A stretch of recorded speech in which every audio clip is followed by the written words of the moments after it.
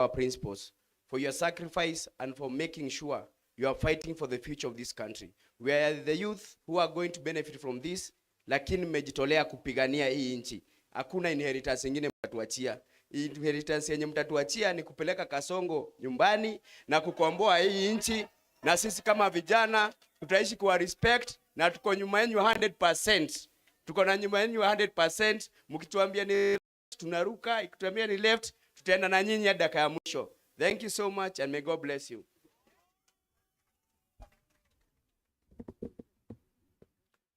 Yeah, to our host and the party leader of PLP, Honorable Martha Karua, and all the other leaders, party leaders who are here, and invited guests, the members who are PLP. PLP. PLP. Mimi naitwa Makali Mulu. I'm the member of parliament for Kitui Central. Na nimekaa mbunge kidogo. Tuliingia huko 2013. And I want to appreciate the organization which I've seen within this party. You have done very well in terms of organizing your event. Can you clap for yourselves? Nitasema tu jambo moja. Our party leaders, you are all here. We respect you. And Kenyans are looking upon you to liberate the country. So ukombozi wa nchi uko mikononi mwenu. Please, as you liberate this country, you'll have to make sacrifices. So we want to urge you, when it comes to that important moment of making sacrifices, please muache selfishness nje ya mlango. Mutatusaidia. Komboeni nchi.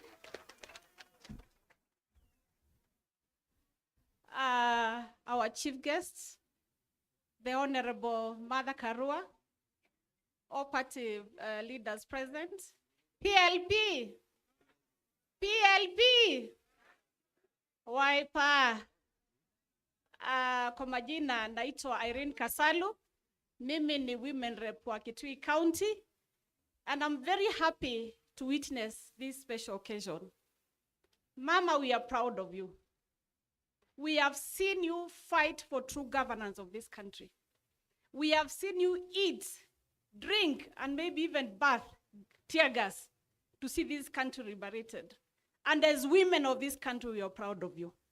We ask our leaders to be united. Kasongo lazima aende. Kasongo lazima afanye nini? We want to witness the rebirth of this country with Ruto out of it. Mungu awabariki.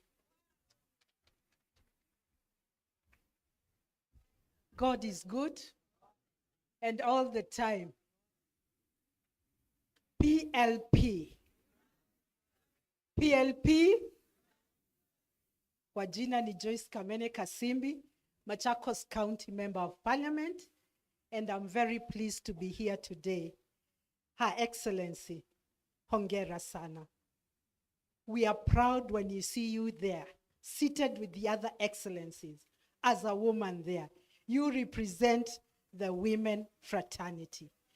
Keep it on and move it on. My biggest prayer today is,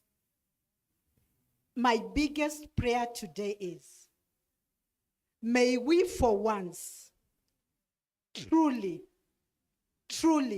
liberate this country. May we come together with that sincere purpose of liberating this country. Let it not be every time we change, we name our parties, and the same mistakes are repeated. Let us go on our knees, let us unite. I am sure this time round, Kenyans, come 2027, with the unity of these excellencies and the GNZs, Kenyans will be proud. Asanteni sana na Mungu awabariki. Thank you. Asante sana Mheshimiwa Kamene. Other members are streaming in. Well, after further consultations, we have agreed that all members of parliament that are here, tuje hapa pamoja, because at the end of the day, we also want a photo together. tuonyeshe that we are moving this journey, walking this journey together. So all other members of parliament, tafadhali muje hapa, and the ones who have spoken, please remain up here so that we move together. Mheshimiwa, karibu useme. Asante. To the Excellencies, Honorable Dr. Kalonzo Musyoka, Dr. Stephen Kalonzo Musyoka, all protocol observed. Let me first say that as members of parliament from whatever fraternity, we are ready to join with other leaders to liberate this country. I'm the member of parliament from Kilome constituency. My urge and my plea is that for us to liberate this country, we must join together and think from the same script. That is the only way we are going to make Kenya a great nation. Your Excellency Rikinji and Honorable Kalonzo Musyoka, Martha Karua and Eugene Wamalwa, you have no choice but to stick together to liberate this country. Members of parliament and the senators from the entire nation, our word will be one. We will look for liters and liters of soap and glue to make you stick together to liberate this country. May God bless you.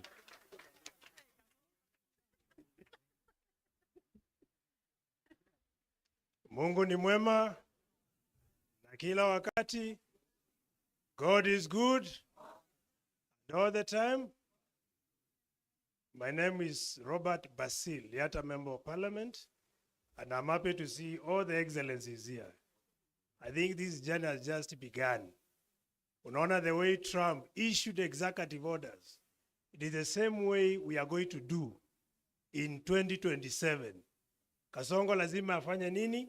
Aende nyumbani. We need someone who is going to repeal SHA, SHIF to NHIF. Those with the pay slips, saizi hakuna chochote. So we have to make sure all those taxations are dropped.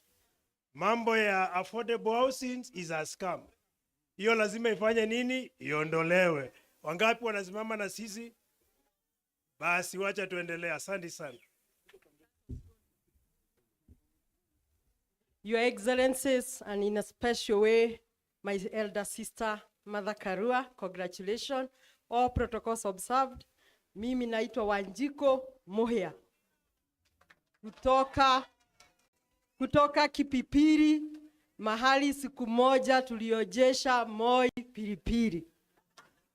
Na raundi hii tumesema Kasongo hapati hata agent in Nyandarua County.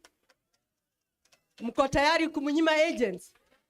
Thank you very much. We are here to support you, and we are saying Kenya will be liberated by you and me by saying no to abductions, no to corruption, no to overtaxation, no to betrayal. God bless you.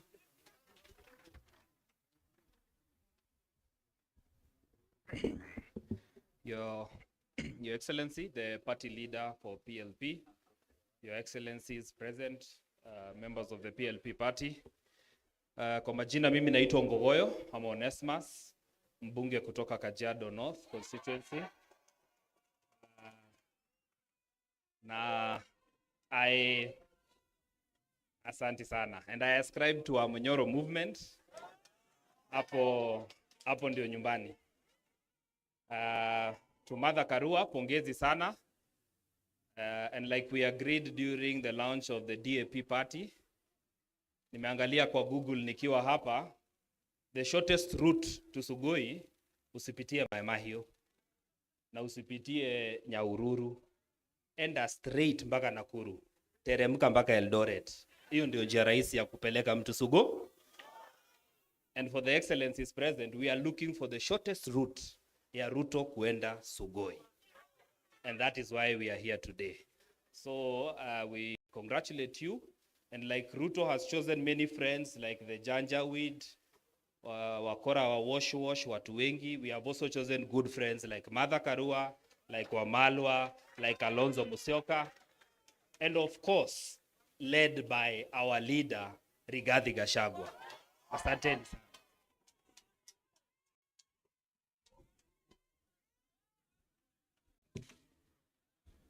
Your Excellencies, our Iron Lady, Mother Wangari Karua, PLP, PLP. Your Excellencies, tuko na furaha kuwa pamoja hapa. Na kama vile mnavyojua, Subaru zote zimetumwa kwangu. Sababu nilikubali kugonga under the belt. Na mimi sio mtu mwoga. Mimi ni mtu wa kuongea ukweli. Na kama nimedanganya, wakuje waseme nimedanganya, ilitumika ngapi. Your Excellencies, tuko na furaha kuweka watu wetu pamoja, hasa tukiangazia viongozi wetu, wale ambao tunasema tutatetea haki ya Mkenya, haki ya mlipa ushuru, haki ya watu wetu ambao wamesimama kidete kusimama na serikali la Kenya. Your Excellencies, ile kitu tungewaomba tukiendelea, juu naona mbele iko sawa tukiwa na nyinyi, ni muweze kuunganisha Kenya mzima, ndio tuweze kungatua huyu Kasongo aende nyumbani asubuhi mapema. Na sababu ninaona wananiwinda pia, wametoa number plate kwa magari. Mimi najua Mother Karua ako hapa, na yeye ni mtu ambaye ametetea liberation ya taifa la Kenya. Kwa hivyo mimi ninasema watu wote ambao wameshikwa na huyu Kasongo ameficha, aweze kuachilia mara moja, na mimi nitasimama pale bungeni kutetea haki ya Wakenya, kusema no more adoption in this nation. Na sisi tumechoka, tumepoteza watoto wengi. Na mimi nikiongea wanasema sasa Subaru zikuje kwangu. Mimi siogopi, tutaendelea hivyo. Nimeweza kutoroka mara 3 na leo nitatoroka mara ya 4. May God bless you. Mbarikiwe sana. PLP.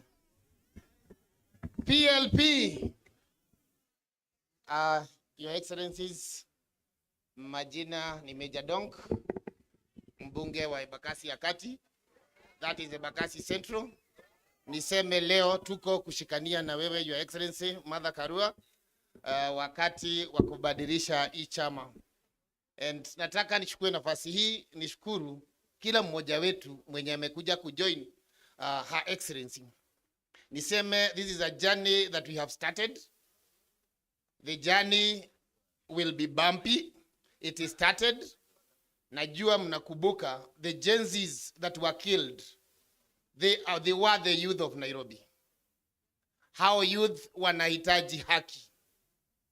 When they are chasing Koibori up and down because of talking about the money that was used huko Addis Ababa, it is because they want to ensure that everyone is quiet. And I want to say, if we don't talk, more so, sisi members of parliament, in the next few days, Kenya, everyone will be quiet. I want to congratulate you, Your Excellencies, and I also want to urge you, please join hands. This is the only way we will be able to liberate this country. I believe the country is united, apart from one person who is going preaching that there is no unity. I believe we are united, and whatever he's trying to do, he's moving around the country, trying to isolate one tribe. And when I look here, naona tuko sisi wote pamoja. Are we not united? Kenya is united. Ile kitu wa Kenya wanataka ni haki, SHA ifanye kazi, abduction ziishe, payslip ikuwe free, na ile heshima ya binadamu irudi hapa Kenya. Asanteni. our chief guest, Honorable Mother Karua, our principals, and everyone, good morning. PROP, PROP. My name is Commander Mwafrika. I'm a member of parliament for Roysambu here in Nairobi County. Let me start by congratulating PROP for the unveiling today, and also to say that we as leaders, we owe it to Kenyans. And I like the slogan of PROP, unite to liberate. We owe it to Kenyans, and two things are very important. To unite so that we can liberate. Number two, the contribution which is required so that we are able to liberate is sacrifice. Our principals, we are also asking you to unite, because that's the only secret we are able to liberate this country. You can imagine, SHA is not working, help is not working, everything is not working, construction of roads not working. That means we leaders, we owe it to Kenyans, we need to unite so that we can liberate, and we need to sacrifice a lot. Thank you very much. God bless you. Asante sana. Jina ni Kagushia Mukurweini MP. PLP! PLP! Tumeanza mwendo kasi, na pahali tunaenda hakuna kusimamishwa, kwa sababu tuko na akili, tuko na nguvu, tuko na uwezo ambao unahitajika kuhakikisha ya kwamba tumesema hapana kwa abductions. We say no to abductions. We say no to pay slips going to the government through overtaxation. We say no to manipulation.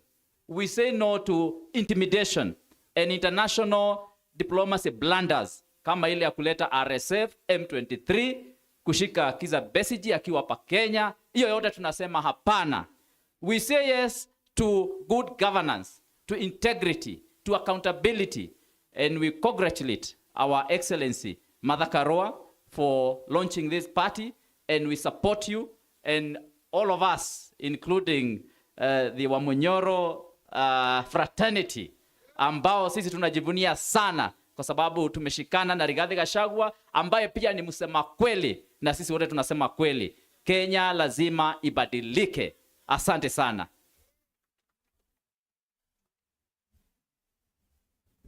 PLP, PLP, unite and liberate. Your Excellencies present, mimi naitwa Geoffrey Wandeto, mbunge wa Tetu huko Nyeri. First of all is to congratulate Honorable Mother Karua for this momentous occasion.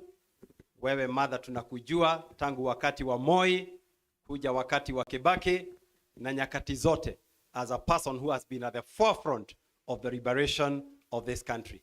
And we are even more happy today to see you accompanied by all these great leaders. And now we are even becoming more confident that this time, 2027, ile maneno tunataka kufanya, sasa itawezekana. So keep adding more leaders. Na sasa tumesema hata wale wengine wako nje waletwe wote pamoja, tukue na timu kubwa ili hii maneno tumalize first round. Si ndio 2027 watu wangu? Tumalize mapema. Si ndio? Kwa sababu sasa si mnaona kila kitu imeanguka.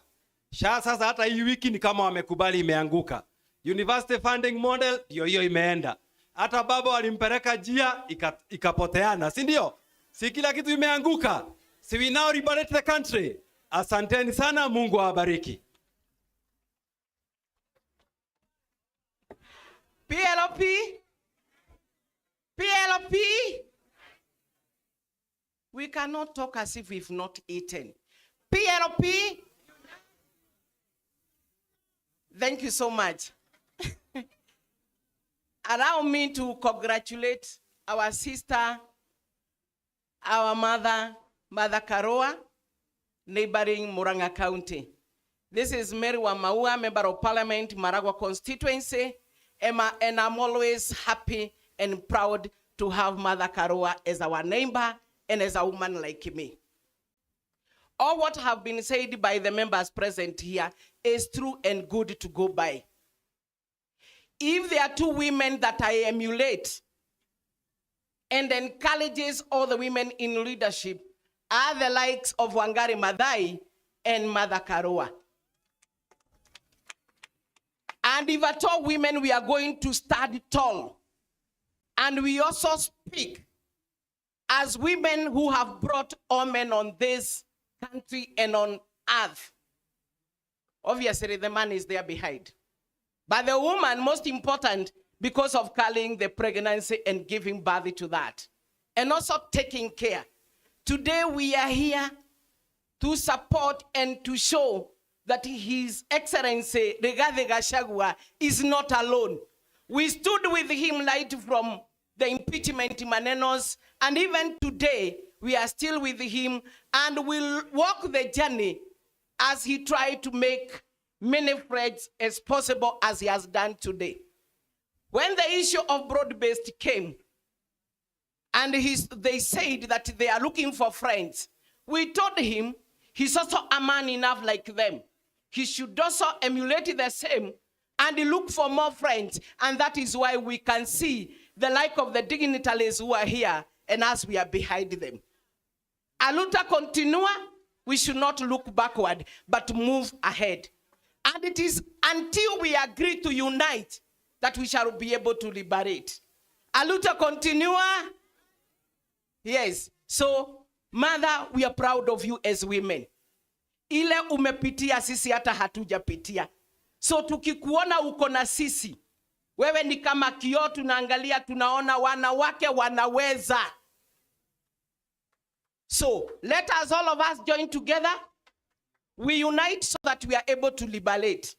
Na maneno ya hii uoga inauzwa. Kama Koibori hapa anakibizwa na Subaru ambazo hazina namba. Kwa nini wanaficha numbers? If they do not also want the likes of Morake Baso to speak, then they should do what is supposed to be done. The other day, the Archbishop from Nyeri said that government is not an advertising agency. It should be walking the talk, but not talking, but when we go on the ground, there is nothing. And that is why Morake Baso has a lot to move around as he tells us the date, the amount, and yet there is nothing on the ground. So we are calling upon us who can unite, we liberate, and we do as whatever our people are waiting for. So haturudi nyuma, naona kuna Murang'a ingine hapa, and we are going to go if you agree that we unite. If we are divided, that is the end of us. We know who we are dealing with, and we must stay put. Thank you so much.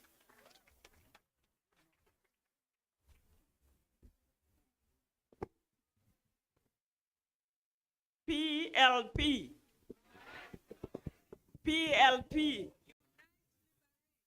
My name is Jane Kihara, Member of Parliament for Naivasha, an alumni of PLP. I am one of the pioneers of this party. Your Excellency Martha Karua, Excellencies wote ambayo wako hapa. If you remember 2002, this is how we were able to defeat Moi. When you all joined, you were there. Excellency Kalonzo was there. This party, we started when things started going bad. And in fact, I remember you called us in your office at Cooperative House. That's where you are, Chief Justice, as the Justice Minister. And we told you I was coming to look for this office. I'm the one who came looking for this office. So I'm a proud member, our alumni of Martha Karua. I love your resilience. I was elected on a party that we are ashamed of mentioning. UDA.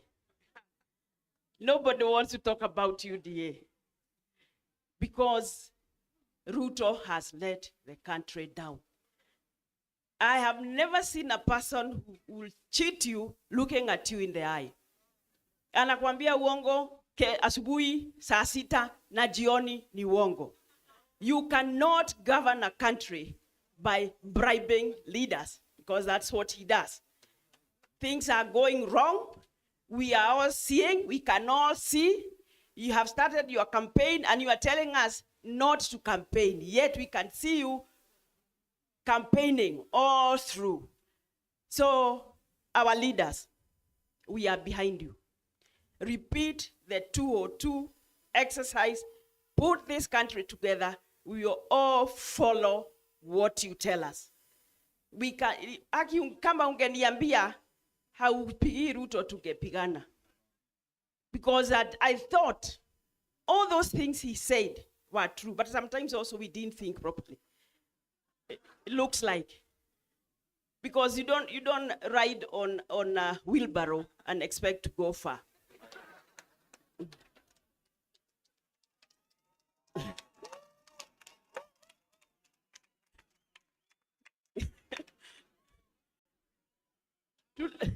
Tuliwacha fikira mbali, tukafuata mtu anatuahidi mambo mengi. I don't know what was wrong with us. Eh? Bottom up, bottom up, bottom, tunasema up, bottom up. Sasa we cannot see that one. And I once asked him, Your Excellency, you have given so much hope to the youth of this country. And because I can visualize, what plan do you have for them? Kaniambia, we wacha how tutawapanga. Sasa tutawapanga. So ametupanga, anapanga, but this time round, behind you, we refuse to be backward, tuwaachilie mpange nchi hii, because that is what we need. Na wheelbarrow hakuna mahali inaweza kutupeleka. It can't. Hata DOA, I don't know. Something. Thank you very much. I congratulate you and the resilience. I've walked with you the journey. PLP, asanteni sana. Mheshimiwa, basi viongozi wetu wanapoendelea tutazingatia masaa, kwa wageni ni wengi na waheshimiwa bado ni wengi. Tuangalie masaa tafadhali.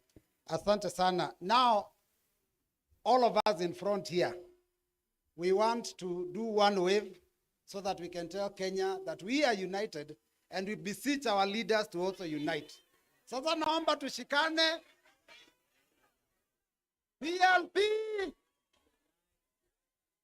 Hiyo ni ya picha. We are uniting and we are liberating the country. PLP!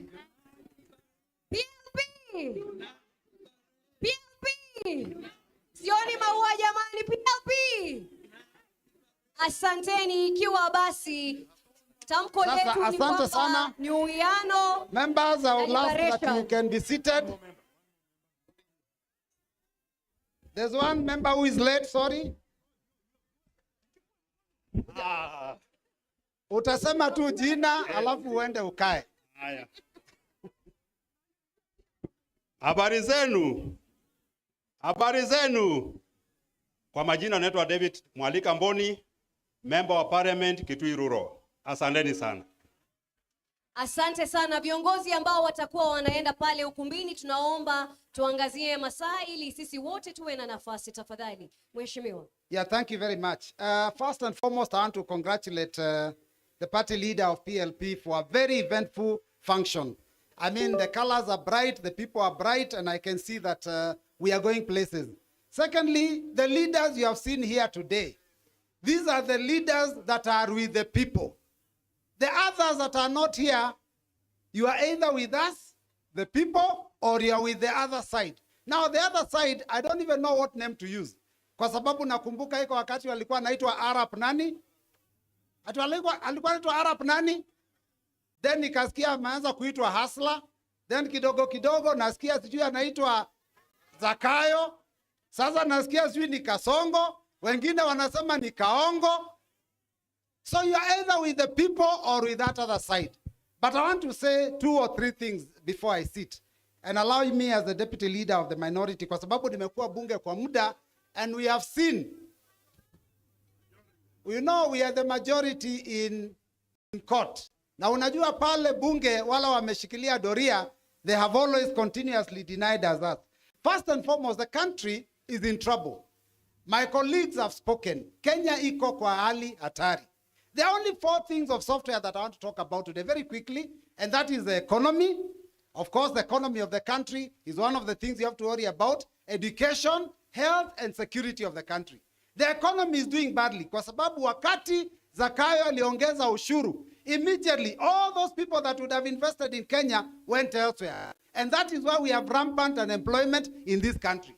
Number 2, wakati aliongeza ushuru, hata mshahara imeenda chini. There is no spending power. Everybody has become poorer. So the economy is doing badly because of policies that have been brought by a government that does not care for the people. Our health sector is in a shambles.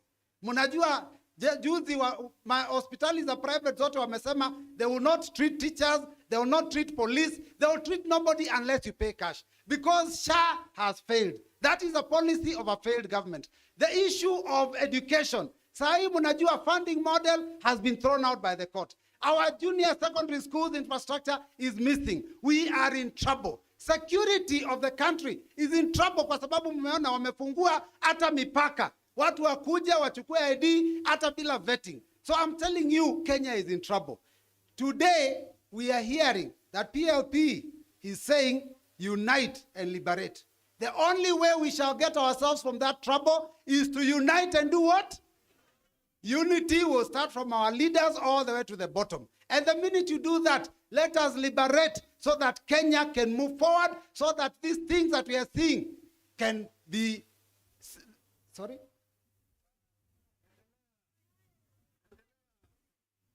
Thank you, thank you. So that the things that Zakayo is doing can be put a stop to by the team that is seated here. Finally, unajua kuna watu wanasema eti you are either with Wamunyoro motion. I stood up na nikawambia shule ikianguka, it is not the deputy principal that is kicked out, it is the principal himself. Kama Kenya iko na shida, it should never have been Rigathi Gachagua. It should have been who? It should have been who? Asante, Mungu awabariki, asanteni.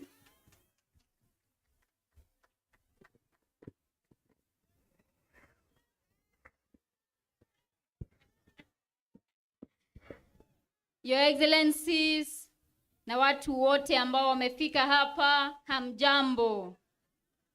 Mimi naitwa Mheshimiwa Njeri Maina, Mama County wa Kirinyaga, ama mkipenda Gacheri Gaito. Na mwanzo nataka niwapongeze hawa viongozi wote ambao wamefika hapa. Mimi nasikia watu kule wanasema sijui watu wakienda Wamunyoro hao ni wa kabila. Mimi hapa naona Eugene Wamalwa, mimi naona Kalonzo Musyoka, naona Martha Karua, naona Jimmy Wanjigi, naona Morara Kebaso. Hao kweli ni kabila moja? Mimi nataka niwaambie hao ndio wa kabila zaidi. Hao ndio wanafiki zaidi. Hao ndio wezi sugu ambao wamefikisha Kenya mahala ambapo tumefika. Na sasa tumesema wakati umefika wa kuunite to na kidogo tu, manake mimi ndio mama wa Martha Karua. Hata ukiona kwa umri kweli amenishinda. Mimi ni nene tu kidogo tu kumhusu Martha Karua. Martha Karua was the woman we were watching when we were growing up. She was the leader we wanted to become as young girls. She was everywhere. She was in the news. She was on the papers. Alikuwa pia yule ambaye ukiona zile bendera za power kweli alikuwa pale kipaumbele. Na niseme ya kwamba what Martha Karua has taught all of us is that we can have good leaders in this country. Sio lazima tukuwe na viongozi ambao ni walagai, viongozi ambao ni wezi, viongozi ambao wanakandamiza wa Kenya. Huyu mama miaka mingi amekuwa akipigania haki za Wakenya hapa nchini. She's exemplary Na ndio maana hata watu wakiniambia Gacheri, unafuata njia sawa, na waambia unajua nilikuwa na mfano mwema, na mfano mwema ni Martha Wangari Karua. Na jamani, kweli kama mama amevumilia hiyo miaka yote, hajakubali kuuziwa uoga. Nyinyi mtakubali kuuziwa uoga? Hata mkipewa mtanunua? Hata wakiwapa bure msikubali. Na tunataka kusema kwa hawa viongozi ambao wako hapa leo, please be selfless. As we move forward, as we charter the path to have a singular candidate who will liberate Kenya from this autocracy, from the bad governance, from the ineptness of the leaders, let us have one candidate. Ikifika wakati wa mazungumzo, mketi mzungumze, muagane, isikuwe ya kwamba kila mtu anataka kuwa kwenye tiketi. Manake, huyo mtu nasikia mnamuita nani? Ati mnamuita nani?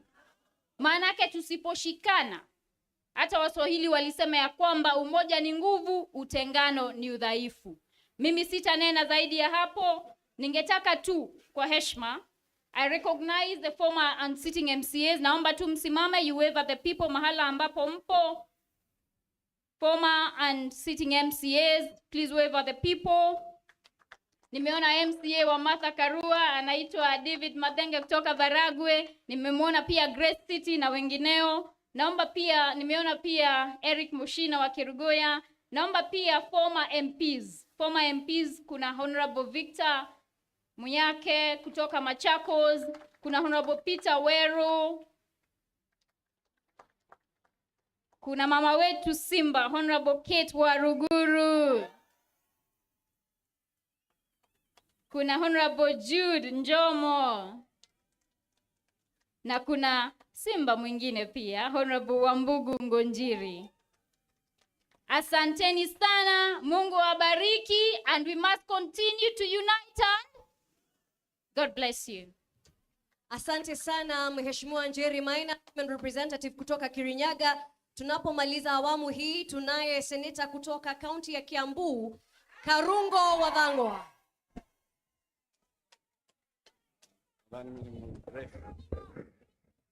Wakenya hoye! Wakenya hoye! PLP na mulituwon tukienda na wheelbarrow na mukatuwon, lakini mimi sometimes nasema afadhali hivyo, sababu kama angeanguka sisi wote tungekuwa tunalia, tunasema tumepoteza ndugu yake Yesu. Kwa hivyo sasa tumejua, na ndio maana tuko hapa, because we believe in unity and we believe in liberation. Sio ni ukweli? Your Excellencies, mimi hapa nasimama, naitwa Karungo Wathang'wa. Karungo Wathang'wa, seneta wa Kiambu. Na mimi ni Getungati. Mimi nafuata Rigiji, akituambia tuende hivi, tunaenda hivi. Saizi ametuambia tukuje hapa ndio tuungane na our sister Martha Karua. Leo akianzisha upya chama chake cha Kenya kiwe People's Liberation Party. Na ndio maana tuko hapa. Lakini tumeambiwa hapa, let us remember not to forget that the government is weaponizing agencies. Let us remember not to forget they are weaponizing DCI to silence those who are criticizing the government. Let us not forget, let us not remember to forget that they have now started using other agencies like Kenya Power to bring down devolution. Because how can Kenya Power switch off light for hospitals in Mombasa, in Kiambu, in Nairobi? Sababu anataka kuleta devolution chini. So we say we will stand together as the Senate, na ndio maana ma senators tuko hapa. Ndio tuseme lazima tutetee devolution. And I believe Martha Karua, the party leader of PLP, believes in devolution. Because without devolution, and they are threatening us with isolation, devolution ndio ya maana zaidi. Ndio wakithreaten isolation, tukuwe na magavana ambao wanafanya kazi. Ya mwisho, mimi nataka kuambia Getungati, Rigiji mwenyewe, ambaye tunafuata, endelea kuongea baba. Endelea kuongea. Umetetea Martha Koome, masiesi wote wametumwa wapige picha na Martha Koome. Ati ndio kuonekane hakuna shida. Umeongea kuhusu gold ambayo wanataka kuuza kule Sudan. Sasa wametengeneza sheria na iko mbele ya wabunge. Na mimi nataka kuomba hawa wabunge, muangalie hiyo bili imeletwa kwenye bunge ya gold. Wanataka kutengeneza kampuni zao waweke huko ndani. Hiyo tuangushe mapema asubuhi. Si mambo ndio hayo? And finally, Martha Karua, PLP party leader. Yeye amesimama, tuseme wote, si ni mama? Na tunajua ni mama. Na anasimama kidete against the rogue government. Na ni mama. Anaongea kidete against bad governance. Na ni mama. Anasimama kidete against the oppression that we have in this country. Na ni mama. Mimi nauliza wale wabunge ambao ni wanaume, ambao nyinyi wote mko pande ya Kasongo, mnafanya nini huko? Mulete longi zenu zote tupatie Martha Karua. Mulete atengeneze rinda. Na nyinyi muanze kuvaa hizo marinda, sababu nyinyi mumeshindwa kutetea wa Kenya. Lakini Mount Kenya tuko sawa, tuko na baba na tuko na mama. Mambo iko hivyo. Mimi sitapitisha hapo, nilikuwa nimeambiwa nialike maseneta wenzangu, na naona tuko na seneta Manzo hapa. Wakuje, tuko na seneta Medhu wakuje. Na wakati Gasheri ameonyeshana wale wabunge waliokuwa, amesahau wabunge, former MPs. Naona mbunge PK Mwiruri kutoka Katondo. Simama tu hivyo mheshimiwa tukuone. Na naona mheshimiwa former wa Gatanga, Roho Safi, Humphrey Njuguna. Mpigieni makofi. Sijui kama kuna mbunge mwingine amesahaulika former.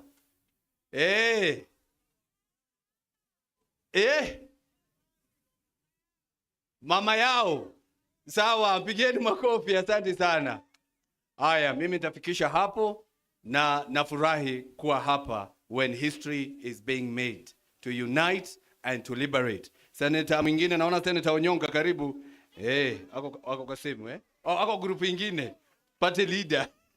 Haya. Sana tunapoendelea kukaribisha viongozi wetu, tunapata sehemu hii ya maseneta, tunaangalia wakati ili tuwe na nafasi ya viongozi wote kusema na wananchi. Asante. PLP.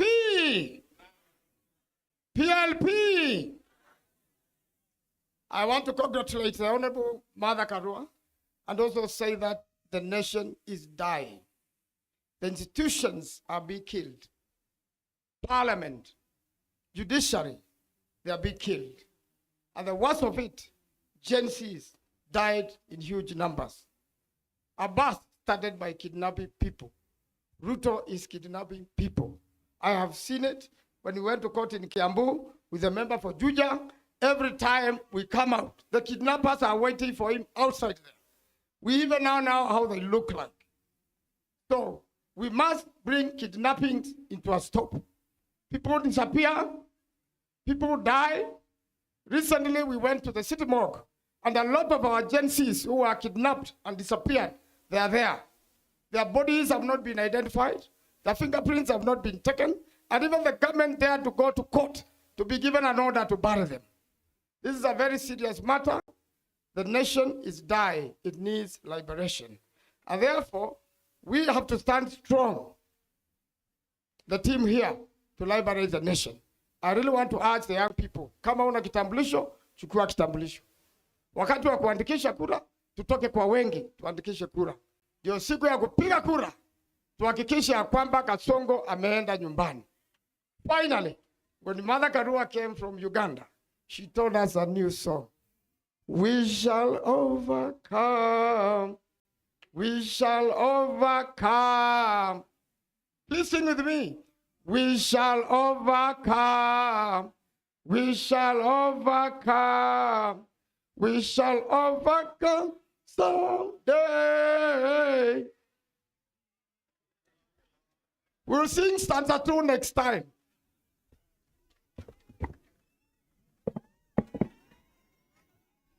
Asante sana kiongozi wetu Mheshimiwa Martha Karua, kiongozi wa PLP ambaye ndiye chief guest wa siku ya leo, kiongozi wangu Your Excellency Rigathi Gachagua na viongozi wote walio hapa wa chama. Mimi naitwa Senator John Medhu, senator kutoka Nyandarua, na mimi ni Getungati, na mimi ni mtu wa Munyoro, na ndio maana tumeleta wa Munyoro.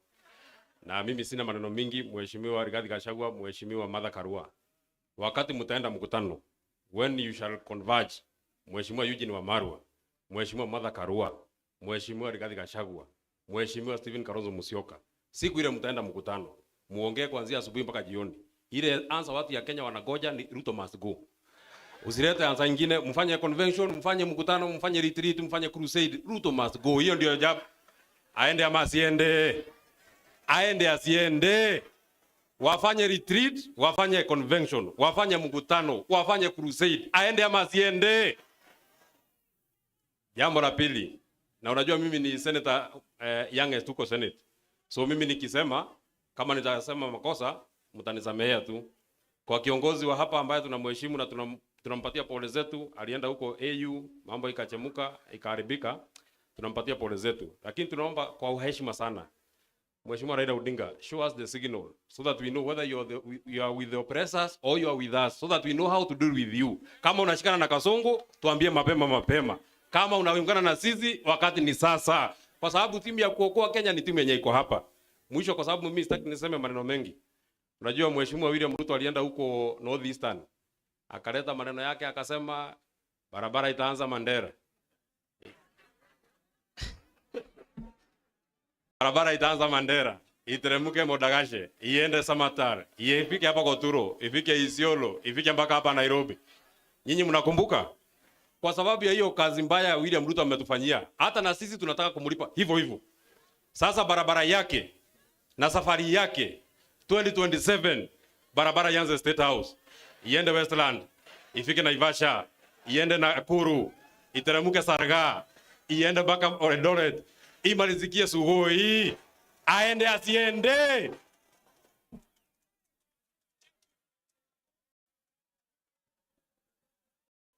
Abana goja, tumeelewana. You know how we do it. Nirudie. Barabara ianze State House, iende Westland, iteremke Naivasha, ifike Nakuru, iteremke Sarga, iende Eldoret, imalizikie wapi? Asanteni sana, Mungu awabariki.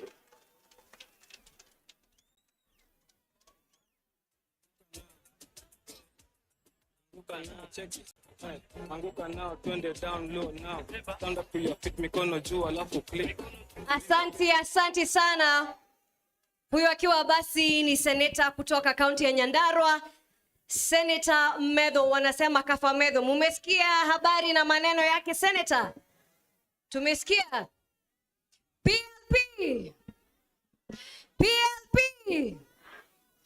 PLP. Senator kutoka Kirinyaga alikuwa karibu, sijui kama bado yupo. Naona mheshimiwa. Naomba tu kwa heshima, Senator Kamau Murango alikuwa lakini hajisikii vizuri, kwa hivyo ameweza kuenda kufika hospitalini ili apate matibabu. Asanteni. Tunamshukuru Senator kwani alikuwa nasi hapo awali na tunamtakia siha njema. Basi kwa wakati huu mahali ambapo tupo, tumesema hiki ni chama ambacho kina ushirikiano, chama ambacho kinajumuisha kila mtu, kinaunganisha na kukomboa. Tumeweza kuwa tukiendelea kwa utaratibu mzuri, tumeweza kusikia viongozi na kila mtu. Sasa mimi nashangaa, sisi ambao tumekuwa tumeketi kwenye ukumbi huu, tunaweza kuwa na mawazo ama kitu ambacho tunataka kuchangia. Kuna jambo tunataka tuseme chochote? Mimi nauliza, katika society yetu kuna vijana, kuna kina mama, kuna wazee wetu, na vile vile kuna masuala ya kijamii na mambo ya kiuchumi. Nataka nisikie kutoka kwa kijana mmoja, one youth leader, ni nini ambacho tunaweza taka kuona kwa viongozi wetu. Tayari hapa ishara tosha, wamesema mambo ambayo wanataka kuwa wanaongoza, na namuona Basilio akiwa na mic. Naona kwa ishara ya mikono. Basilio basi na kuona na microphone. Mpe basi kijana pale. I don't know, tuanze na huu mrembo. Haya basi tuanze na warembo. Gender parity, tusikie vijana wanasema vipi. Bearing in mind, according to the last statistics, over 70% of this country's population ni vijana. 35 million are the youth. So if there is going to be any inclusivity and leadership, we have to start it right with the youth, please. PLP. Unite, liberate. Unite, liberate. PLP. My name is Valentine Kimani, and I am a member of PLP. Sasa, mimi as a young person, first of all, the reason why I am here in this chama ya mama, it's because I have been taught history and I have been taught well. Martha Karua has fought for the democracy of Kenya in the last 30 years, and she has stood for social justice, fighting for judicial independence without selling out. Ni ukweli ama si ukweli wa Kenya? Ni ukweli si kweli? Kama kunaye anaitwa baba wa democracy, yet mimi from what I have witnessed, he has betrayed the democracy.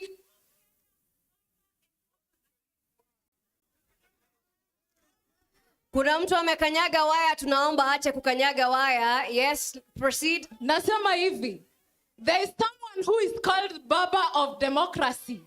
Yet, before I was born, after I was born, Mimi, I've only seen him do what?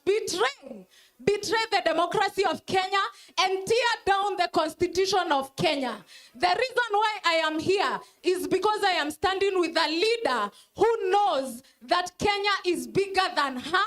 Kenya is bigger than anyone else. And that is my stand. Alafu niseme comrades, hell haijatoka. Tunateseka, tunainama. Makazi ni shida. Some of us have graduated, tuko na makampuni, funds ni shida, kupata kazi ni shida. Even when waheshimiwa, the ones who are here, come on, mtu tafute bana, mtupatie kazi, tufanye na nyinyi, tuache kushinda hapa ni kusema tutumiwe za lunch kasoso hivi. Empower us, and I believe that Martha Karua is also going to empower the youth. So join us in PLP. Unite, liberate. PLP. Asante sana. Ikiwa ni mrembo, amesema jina ni Valentine. Na basi bila shaka ameangazia masuala ambayo ni muhimu sana. Amesema mwanzo ni inclusivity, na amesema vijana wala hawataki kusaidiwa. Wao wapo tayari, wana nguvu, wana ujuzi pia. Wanataka kufanya kazi na wako tayari. Sasa vile vile kuna masuala mengine. Speaker after speaker ambaye amekuwa kwenye jukwaa hili ameangazia maneno ya kiuchumi. Iko pesa mfukoni? Sasa tunataka kujua ni vipi tunaweza kuwa na uchumi bora, ni vipi tunaweza angazia kwamba we have a stable economy, kwa sababu at the end of the day a stable economy ni pesa mfukoni. Kweli si kweli? Sawa basi, microphone iko wapi? Ndio hii microphone. Iko wapi? Ndio hii microphone. Basi tupate mtu mmoja aseme. Tuseme, wacha tusikie.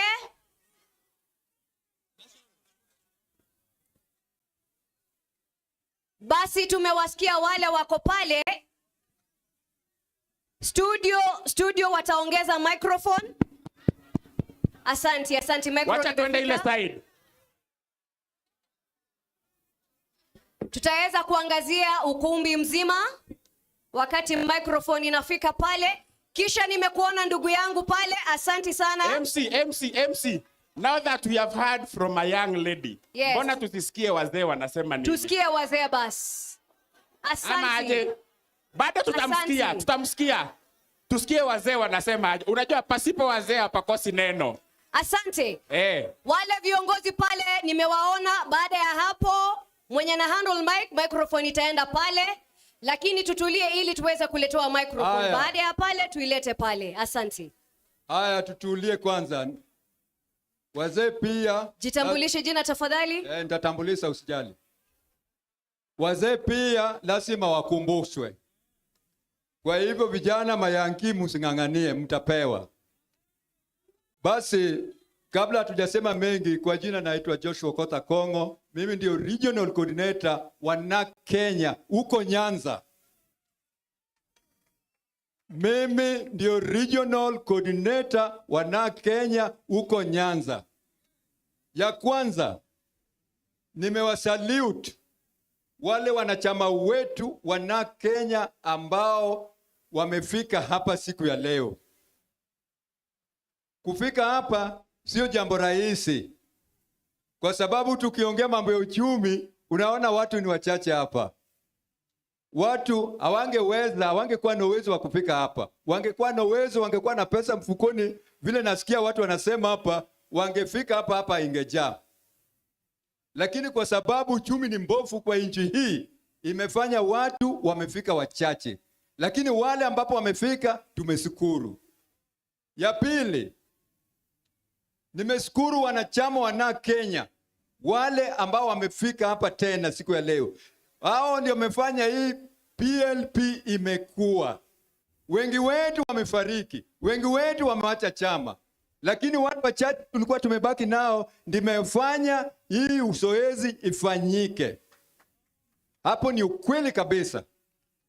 Ya pili, kuna jambo nataka niwaambie viongozi ambapo wako hapa. Maneno leo tuko wengi, lazima tuseme kwa kifupi. Asante. Ningependa kuwajulisha, hii ni ujumbe kwa wale mabunge ambapo walisimama hapo, wale maseneta ambapo wako hapa, pamoja na Rigji na viongozi mbalimbali wako hapa. Jambo muhimu, nchi ya Kenya imezorota. Nchi ya Kenya imezorota kusema kweli. Basi hiyo ni Kiswahili nzuri, hata kuoza, hata kuzorota. Kwa hivyo, naona kuna viongozi hapa. Kuna Rigji hapa. Kuna Mheshimiwa Karua hapa. Kuna Mheshimiwa Kalonzo hapa. Kuna DAP hapa. Tunasema sisi ndio wanachama wenu. Tafadhalini musikosane, muungane, mutoe huyu mkijana huyu. Mutoe huyu kijana huyu asigoi huyu. Mnaona vile huyu kijana anaharibu nchi. Mheshimiwa Kalonzo, wewe uko hapo, umeshaka kwa siasa kwa muda mrefu. Miaka 10 iliyopita ama miaka 20, angalia vile uchumi wa Kenya ilikuwepo. Mheshimiwa Karua, muko hapo. Angalieni wakati mlikuwa na Kibaki, nchi ya Kenya ilikuwa namna gani? Uchumi ilikuwa imeimarisha. Sasa hii angalieni vile huyu jamaa ameibu nchi. Kwa hivyo msianguke, hakikisha mmeunite na mtoe huyu kijana straight away. Asanteni. Kweli palipo na mzee hapa haribiki neno, anasema uwiano. Haswa akisisitiza ni kwa viongozi wetu waliotuongoza. Wakishirikiana, wengine wanafuata na tunakuwa na mabadiliko sawa. Tunapoendelea, kwa sababu sehemu hii ya kusemezana tutakuwa tunaendelea. Wakati Mike inapelekwa upande ule, ningependa kutambua viongozi wa vyama wengine ambao wamefika sasa, ikiwa ni pamoja na Mary Kanana Ntere wa Mbas she is the national treasurer for the Bas Party. Vile vile tunaye kiongozi wa KANU Mheshimiwa Kipkum, na vile vile tunaye the deputy chair wa chama cha DP Professor Peter Kagwanja. Tutakuwa tunachukua swali la mwisho. Baada ya hapo tutaweza kuwa tunawasikiza viongozi wetu, sababu leo ni siku ya uwiano na siku ya ukombozi. Mike imefika sababu hilo ni swali la mwisho. Tunaangazia masuala sisi ambao tumeweza kufika tukiwa wananchi, ni nini tunataka kuona katika jamhuri hii yetu tunayopenda na kuienzi ya Kenya.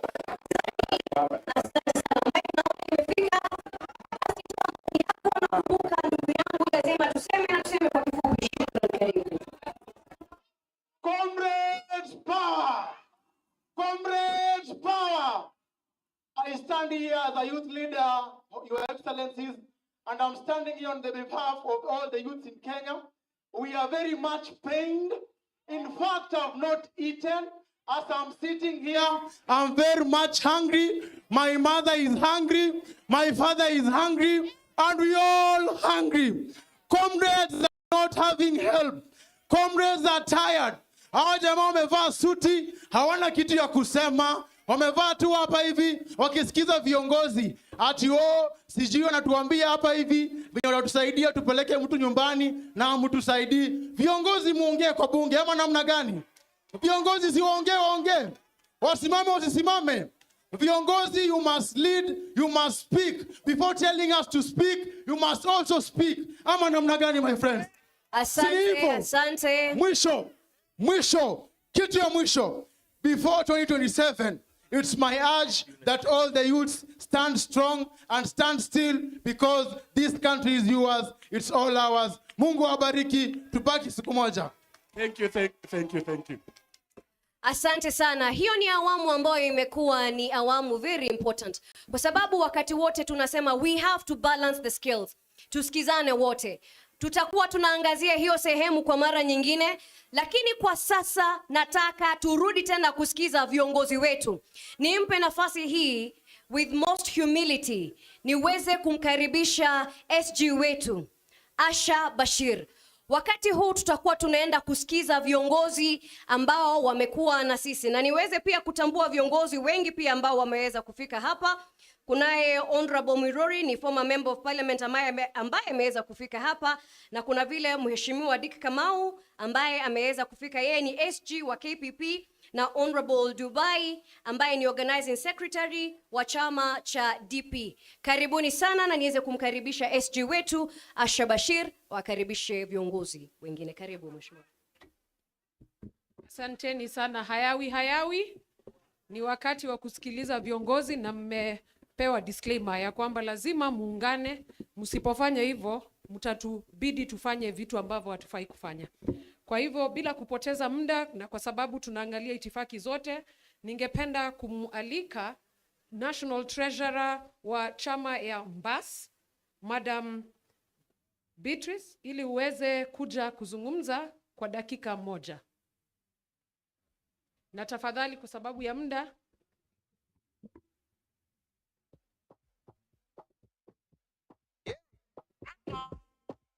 Don't sleep. Wake up. PLP, Your Excellencies, Martha Karua, Kalonzo Musyoka, Rigathi Gachagua na viongozi wetu wote, amjamboni. Jina si Beatrice, jina ni Mary Kanana Ntere, National Treasurer Mbas Party. Tuko hapa kuwaunga mkono kama PLP.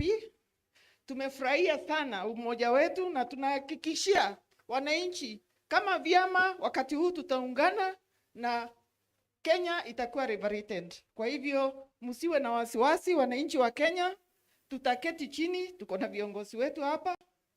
Hii wakati hatutakosa kuelewana, tutatoa mmoja wetu na tutaliberate Kenya. Asanteni.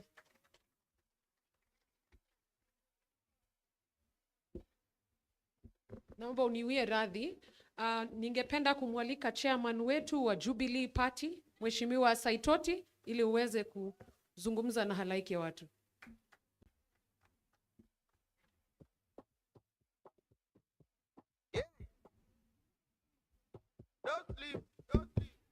PLP, Unite Liberate.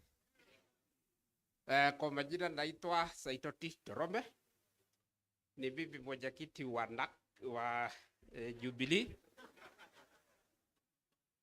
na labda MC ungenikubalia, tuko na watu wachache wa Jubilee wamekuja. Kuna Keng'ara kutoka Kirinyaga, na kuna ule ana represent PDP, Peoples with Disability, anaitwa Wanja Maina. She is very active ule. Basi, Your Excellencies, Honorable leader wa Wiper, the People's Deputy President Rigiji, na wengine wote, nikizingatia itifaki. Kwanza kabisa ni kukishukuru chama cha NAK Kenya kwa kuzindua upya, na sisi kama Jubilee tukiwa because we know the enemy is one, so we must also be what? One. Ya mwisho, mimi najua kuna watu wengi wanataka kuzungumza, and I am not always a selfish person. Kuna jambo mengi imezungumzwa hapa, lakini mimi nataka kuangazia hii maneno ya housing levy. Nataka tu kuwauliza swali moja. Pale naona kuna mti na pale kuna mti. Kama ndege ambaye akukule juu ya angani huwa anatengeneza nyumba yake kwa mti, serikali yake kwanza ni nani ya kujengea nyumba? Na nimefurahi sana wakati People's Deputy President siku moja alisema kule wa Munyoro, first executive order kama zile za Trump ni kudeclare housing levy unconstitutional. Na hiyo tutamuunga mkono. Sisi Wakenya sio watulezi, tunajua kujitengenezea nyumba. Siwa kwako umetoka kwa nyumba yako ilijengwa na Kasongo. Kwa hivyo hiyo tuko pamoja. Asante sana. So hawa ni wale wa Jubilee tuko nao, tuko na Kengara kutoka Kirinyaga. Okay, asante sana. Basi viongozi kupunga tu na kusalimia watu tafadhali. Ndio, mimi nimetoka Kirinyaga. Tusimame kidogo tu. Kidogo nyinyi simameni. Tusimame kidogo. Nani wamekubali leo serikali ya 2027 ni ya president atatoka hapa? Muinue mkono kama mnajua hiyo. Hakuna president mwingine 2027 serikali, na muende mwambie president ule ako. Wakang'ara amesema, na mimi ndio patron wa Masabik wa Inoro, Kenya and the diaspora. Na mimi nikisema tumekuwa na Mheshimiwa Mother kutoka 1982 tukapigana, na president wa kwanza kusimama ni Mheshimiwa Mother, akaambia Moi enough is. Nani mwingine angefanya namna hiyo? Hata wanaume tulikuwa tutatetemeka namna hiyo, lakini Mother alisema tuthiaga tukenete tugacoka twikite atia, tuthiaga tukenete tugacoka tukenete rugendo rwitu rurarirwe tugithie na tugicoka wathie Mombasa turokuo wathie Baringo turok nyumba ya mubi turi. Asanteni sana Mheshimiwa Mother, tumefurahi zaidi kuita hii party NAK. Mimi nilikuwa tulianza na Mheshimiwa Mother, sasa Asante. PLP Unite Liberate. PLP Unite Liberate. Mimi tukiwa na Mheshimiwa Mother, wewe 2027 wewe kuja pigania huko uniwachia Kirinyaga. Hiyo ni sawa sawa? Baunibega. Asante sana. Ndoega muno. Basi viongozi wetu, ukiwa na nafasi ya kuongea, wale wageni ambao umekuja nao hawataweza kupata nafasi kwenye ukumbi, tuweze tu kusema jina na kusalimia wageni. Asante. PLP. Kwa majina yangu mimi naitwa Wanja.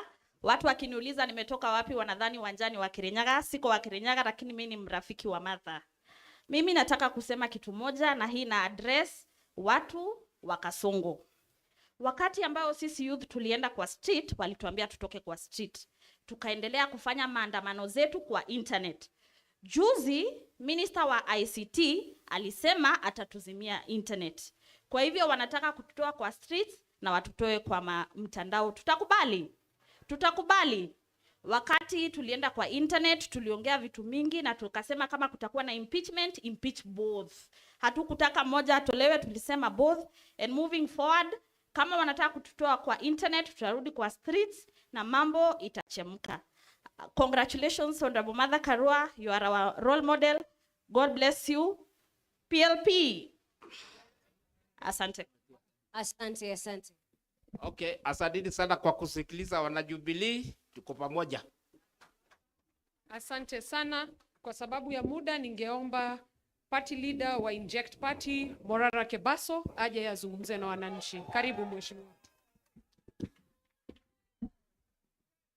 Aya. Zakayo ashuke asishuke. Zakayo ashuke asishuke. Aya. Nikisema kitu ya uongo, mnasema uongo. Sawa sawa? Wakenya hamjambo. Mimi nataka niwaeleze. Na nataka mnisikize vizuri. Hapa vile vile. Tayari tumekwisha weka mpango ya 6 billion ili hawa mama mboga na hawa watu makanga na hawa vinyozi na wale wabeba. Sasa hawa wote wataweza kukopa deni ya serikali bila interest. Sijui kama tunaelewana. Mimi nitazungumza na huyu mjumbe wenu. Hii barabara ya kutoka hapa Kiamo kama kwenda paka hapo Kianyabinge, kwenda paka Getaurio, huyu contractor alikuwa ni mkora. Sasa nitaleta contractor mwingine. Na mimi nataka niwaambie hivi, falsehoods, misconceptions and half truths will not have an opportunity in the Kenya that we seek to build. Ni kweli si kweli? Zakayo ashuke asishuke? Ashuke asishuke? The Honorable Excellency Martha Karua, first let me congratulate you on this day and say thank you. I have bared the pain and brunt of this government. They have come after me. They have come after my family. They've even come after me with KRA. I've been arrested. I've been put in several police stations. But you have stood with me as my lawyer and my advocate. And I want to confirm to the people of PLP that I've never paid even 10 shillings. As our mother and our friend, we honor you and we honor your sacrifice to this country. We do not take it for granted that you've given your heart towards the liberation of Kenya. We as the young people are here to support you through that journey. I have heard many speakers come up here and speak about the unity of leaders. That I agree. That as leaders we must come together. Kwa sababu lazima Kasongo aende nyumbani. However, ladies and gentlemen, we must remember that the problem of our country is beyond leaders. It is also a problem of society and culture. We need to think very seriously about the economic liberation of the people of Kenya, and more especially the young people, and for them to have opportunities to live, work, and grow in this country. 78% of our population is made up of young people. And out of that population, 6 million young people are looking for jobs, and they cannot find. The president that we have is claiming to have created jobs in the construction sector. Those are Mjengo jobs. Now, as you are very well aware, those jobs are temporary, and they are not permanent. Young people need dignified employment. The Cabinet Secretary for Labor, Alfred Mutua, recently I met him at the airport when I was coming from Mombasa, and he threatened me. And I want to say from this stage that he should return the 16 million shillings that he collected from young people as a promise to give them jobs in Saudi Arabia. He collected 50,000 from each of those young people, and to this day, none of them have gotten visas to go and work abroad. We should be very deliberate about creating job opportunities at home. Ladies and gentlemen, I stand here as a testimony that young people are very much interested in the leadership and governance of our country. And you, the young people, are listening to me. Today is a wake-up call to you, not just to be voters, but to stand up for positions of governance. You should not just complain. You should be solution finders. You are not enough to just be voters. You can be members of parliament, you can be senators, you can be governors, and you can be presidents. You can be the change that you want to see. And I hope to see that. My hope for the People's Liberation Party, which is PLP, is that it will give more tickets to young people to run for different positions. Na mimi Mheshimiwa Martha Karua, Senior Counsel, I want to request you that these young people, you should waive the money that they need to pay for party ticket, so that young people get free ticket to stand up for leadership in our country. Mwisho kabisa, as I finish, I've had the privilege of touring this country, 32 counties in total. Na mheshimiwa, mimi nataka kuambia kwamba ile mambo inaendelea hapa ni wizi bila kazi. It is theft to the left, theft to the right, and theft in the center. There is nothing that is going on in our country. Out of a budget of 3.9 trillion, 70% of it goes to theft and pilferage of public funds. And if you go everywhere in this country, It is dead project after dead project. Corruption has killed our devolution. It has killed opportunities to young people. Please, if you get an opportunity, give that a thought and ensure that we end corruption in our country. Mimi nina azma ya kuwa rais wa Kenya. But that is the will of God. It is God that gives leadership. It is not me to give it to myself. If you become our president ahead of me, ile kitu peke yake naomba ni kiti ya anti-corruption. Mimi, and I want to work for free. I don't want to be paid. Nipatie tu hiyo kiti ya EACC na uzime simu. Uniwache mimi nitashughulikia hawa. Thank you and God bless you. Thank you very much, Morara Kebaso. I would like to invite Professor Kibuta Kibwana. He did a very good job in the county government of Makueni, a living example of humility combined with excellence. Makueni alifanya kazi na sasa tunataka kumsikiza ili atueleze. Tumesema palipo wazee haparibiki. Asanteni. People's Liberation Party. Mimi nina furaha sana kufika hapa leo kwa sababu Martha Karua aliniuliza nije katika kuona chama cha NARC Kenya kikipata sura mpya ya PLP. Nimetoka mbali na Martha Karua kwa sababu sisi wote wawili tulikuwa shule pamoja ya kisheria. Mmoja akisimama na mwingine akikaa chini.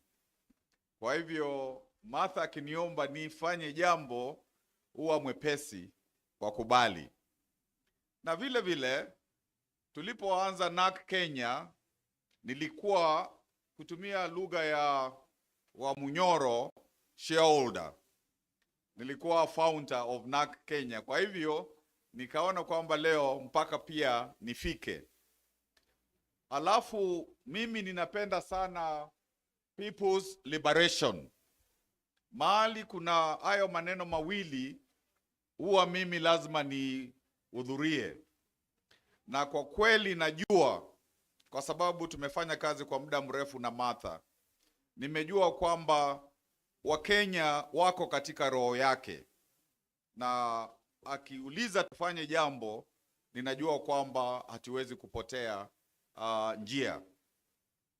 Hapa nimeona viongozi wengi na wana talents nyingi, na nimeona kwamba kuna nia ya kuleta hizo talents pamoja. Na kwa kweli tulipoona Gen Z wakisimama ndio wakomboe Kenya, they sacrificed their lives for a purpose.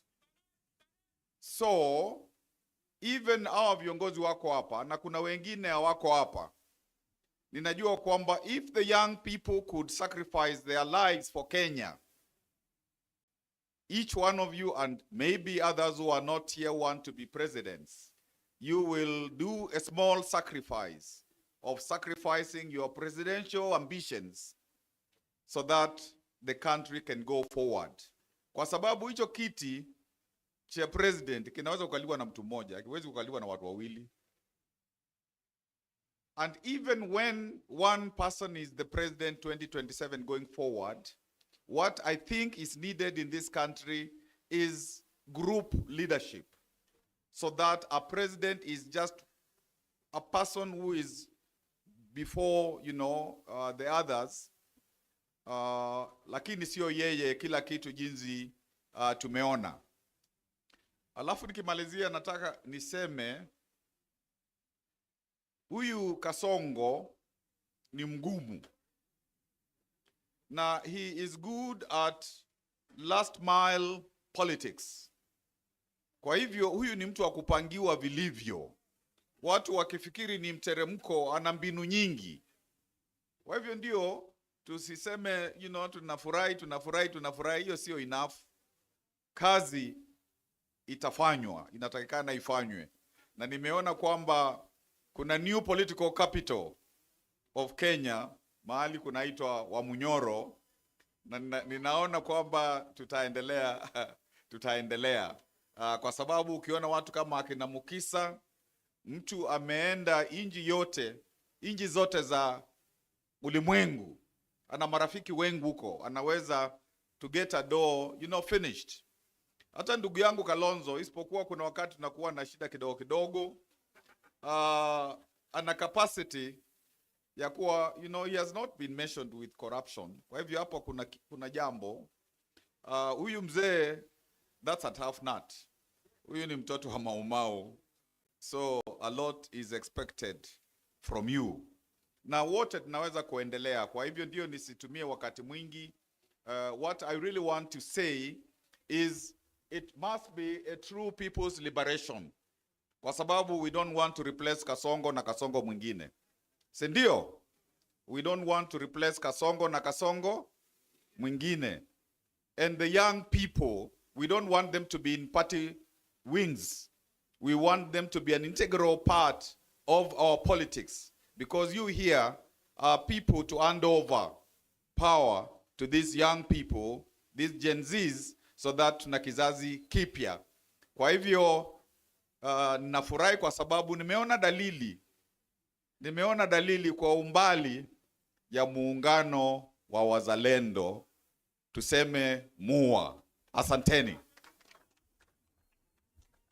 Asante sana His Excellency Kivutha Kibwana. Ningependa kumkaribisha Honorable Dr. Muhisa Kitui ili aweze kuzungumza nasi. Asante.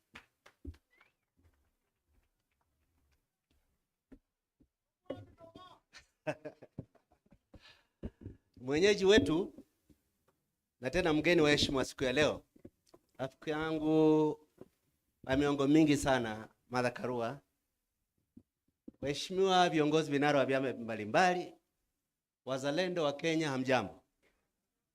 Mimi kwanza ni fahari yangu kusema wakati tunazindua mlongo mpya wa chama cha PLP, nilikuwa mwanzilishi party leader wa NARC Kenya. And the DNA of NARC Kenya as a party that is responsive to youth vibes, to new thinking, remains to inform my thinking about this country. Sitasema mengi sana. Kihistoria, na mimi nilihusika na harakati za ukombozi wa pili. Every liberation movement reaches an inflection point when the decisions of leaders are critical in deciding whether it is going to collapse or it's going to succeed. The best example we have is 1991. Kenyans were united in believing that Moi was to go home. You did not need to tell them any other reason why Moi had to go home. They knew he had to go. The problem was everybody wanted to become the new Moi. If you remember 1992 elections, because of a critical mistake we made in 1990-91, Moi remained president after winning 34% of the popular vote. We are approaching a similar inflection point. Across this country, you don't need to say very much to convince people that Ruto is a terrible disaster to this country. It doesn't take much intellectual effort to show that he's a bad hypocrite, that he's bringing shame to us by hosting Janjaweed, terrorists who are killing black people in Western Sudan because of pieces of gold. You don't need very much to show that a person who keeps praising his intellectual credentials and does not show any evidence of exposure to education in his utterances in public does not do scholarship justice. But you know, the problem for Kenya right now is how can we use this moment of the relaunch of PLP as an opportunity to get every one of us to say, I have partisan interests to grow my party. I have personal political ambitions to move forward, but I have greater ambition to be part of national solution that Kenya must be liberated from the yoke of Ruto more urgently than my personal desire for political office. If we can take that as our main message going forward, the dividends are very, very close to us. 1991, we had a problem. We did not have a mother. to bring us together and say our goal is larger than our personal ambition. But imagine if this had happened 2 years ago, no boys would have been picked from their homes in Kondele and their bodies found slaughtered by guns. No youth would have been shot on the streets of Nairobi and became statistics in mortuaries with impunity. Joshua Rai will not have been abducted and be told, you withdraw this case or I'm going to kill you or expel you. Today, the blood of Gen Z, the fate of investors, the aspirations of our nation call upon us to be genuine in our determination, take shame off our nation, return humility to leadership, and find a higher calling that national liberation is more important than your personal political ambition. Thank you very much. Thank you very much, Honorable Dr. Muhisa Kitui. I would now like to invite Senator Richard Onyonka to come and address. He's done a very good job to inject. So tukaribishe Senator. Thank you.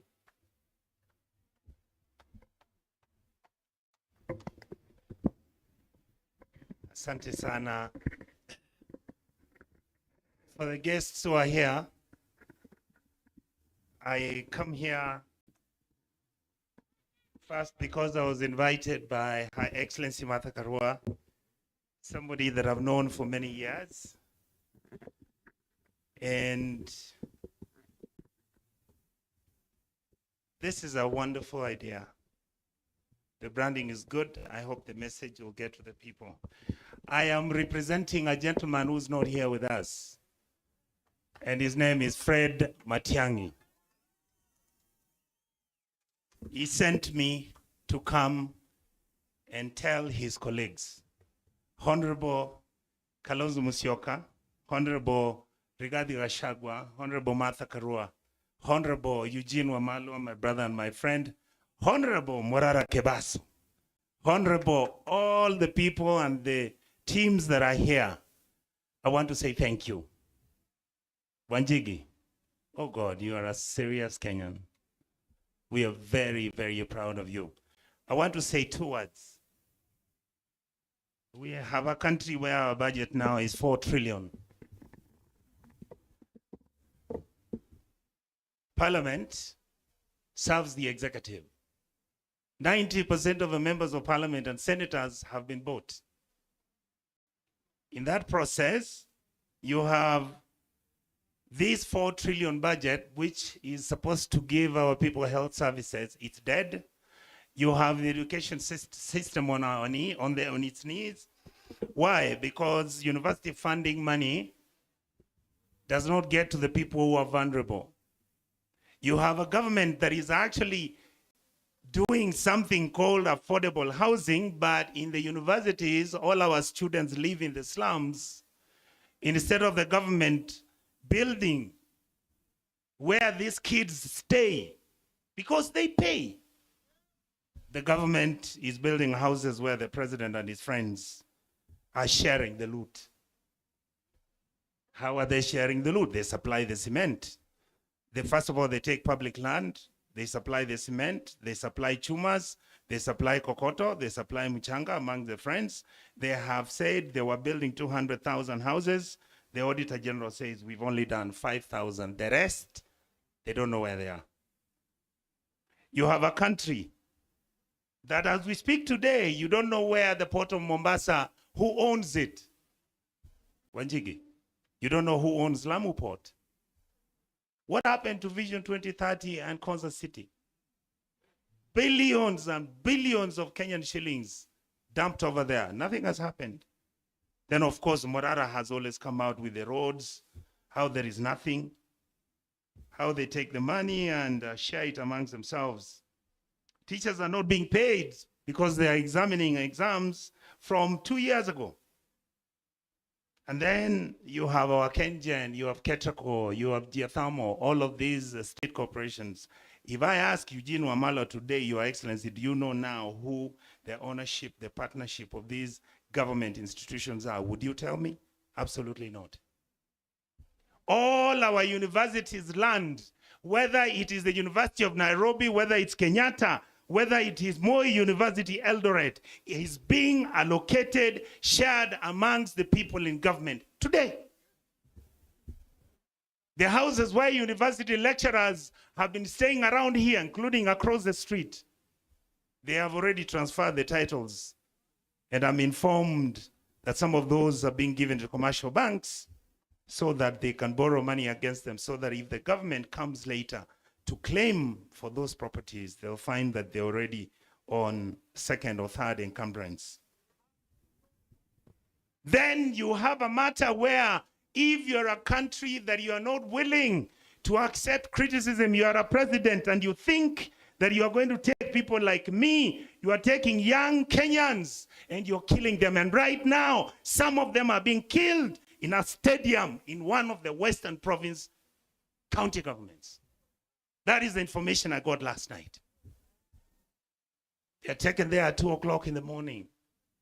And the bodies are picked at 7 in the morning in trucks. What have we become? What state are we? Honorable Gachagua, you talk about how they may want to kill you. All of us can be killed. Please, if they kill me, come for my funeral. Because I'm not going to stop talking about these things. I will not. And if they offer the money, I will not take it. I will not. It has reached a country where all of us now must begin to interrogate ourselves and ask ourselves, lest we forget like I heard my brother talk about, lest we forget every single thing that is going to happen to any of us can happen to any of you out there. So finally, I want to tell the leaders on this table, Honorable Kalonzo Musyoka, don't be like these people if you become president. Rigiji, don't be like these people. Honorable Eugene, the country needs you. So don't come and take over power and start sharing the loot and behaving as if this country doesn't need support. We are mistreating our most vulnerable people very unfairly. We take their money, we misuse it. We don't take money to schools for capitation. We leave children becoming like beggars. Young people in this country are being promised to be given jobs out of the country. Hell no, there are no jobs out there. Trump is saying, go back to your countries. And then we are busy looking at ourselves as if there's no problem in our country. There is a problem. It needs people of dignity, people of integrity to stand firm so that we can change this country, so that tomorrow we live a country that everybody can be proud of. Honorable Fred Matiang'i is finishing his work in the next 1 month. He will be here to join you. He wishes all of you the best. He hopes you will give him an opportunity to serve as president. But if he doesn't become president, he is willing to work with you and support whoever that this group will pick as a presidential candidate. Thank you so much, and God bless you. And finally, I want to say this, Rigiji and the team, come to Kisii. We are waiting for you. PLP! PLP! PLP! Kiboko yao. God bless you all.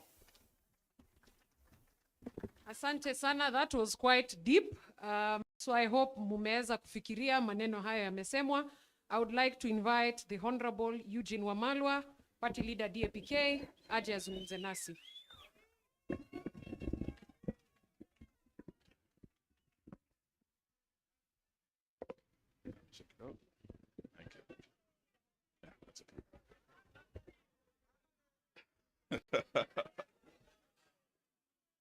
Naona kuna majeziko na ile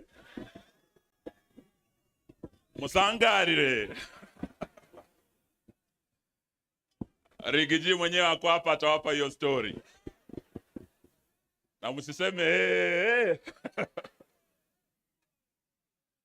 My big sister Martha Karua, may I congratulate you and the entire leadership of the PLP for this historic occasion.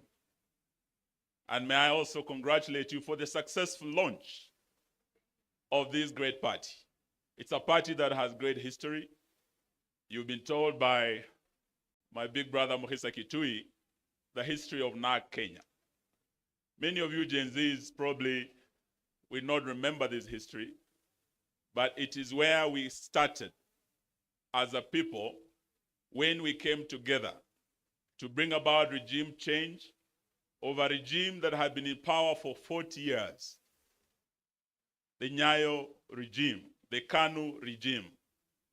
NARC was a coalition of many parties that came together to achieve that. Before that, they had failed twice to remove Moi from power. In 1992, they were divided when Kibaki, Matiba, Jaramogi were all running separately. They lost to Moi. In 1997, wakati marehemu Wamalwa Kijana, Bi Charity Ngilu, Raila Amolo Odinga na wengine walisimama kura, walipoteza tena 1997, Moi akipata 36% of the vote. So almost 70% of Kenyans rejected him. But he made his way. 2002, we learned our lesson. And amongst the leaders who are there today, I'm proud that Martha Karua has led us here and brought us together to start this journey again. Are you ready to travel this journey?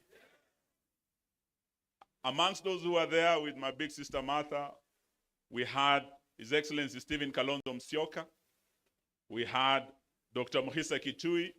This was the team that came under NARC with Kibaki and Wamalwa, and they were able to form the government that brought a lot of change, that transformed lives, that gave us a new constitution in 2010, that gave us Vision 2030, that has guided our national development for all these years. This was the team that changed Kenya. So when Martha Karua invited us here today and gave us two words, unite and PLP, unite. Those are two very critical issues I want you to remember today, because it's as a result of that unity that change was achieved in Kenya. Without unity, we will not be able to succeed. And wanasema ukarimu huanzia nyumbani, vile vile umoja huanzia wapi? Nyumbani. So Martha Karua has not just told us empty words. Leo tukiwa hapa, she has led by example. Yeye amekaa na ndugu yake Rigiji. Hawa wawili were rivals in the last election. Hawa walikuwa running mates. Moja wa Kasongo, mwingine wa Baba. Leo wamesema wanakuja pamoja, mmoja akiwa baba wa mlima, mwingine akiwa mama wa. So Martha, you have led by example.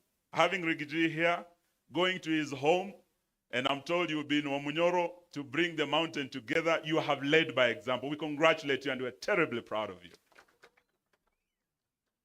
For the young people today, the message of unity is not just about parties, not just about these seasoned politicians, party leaders and political parties.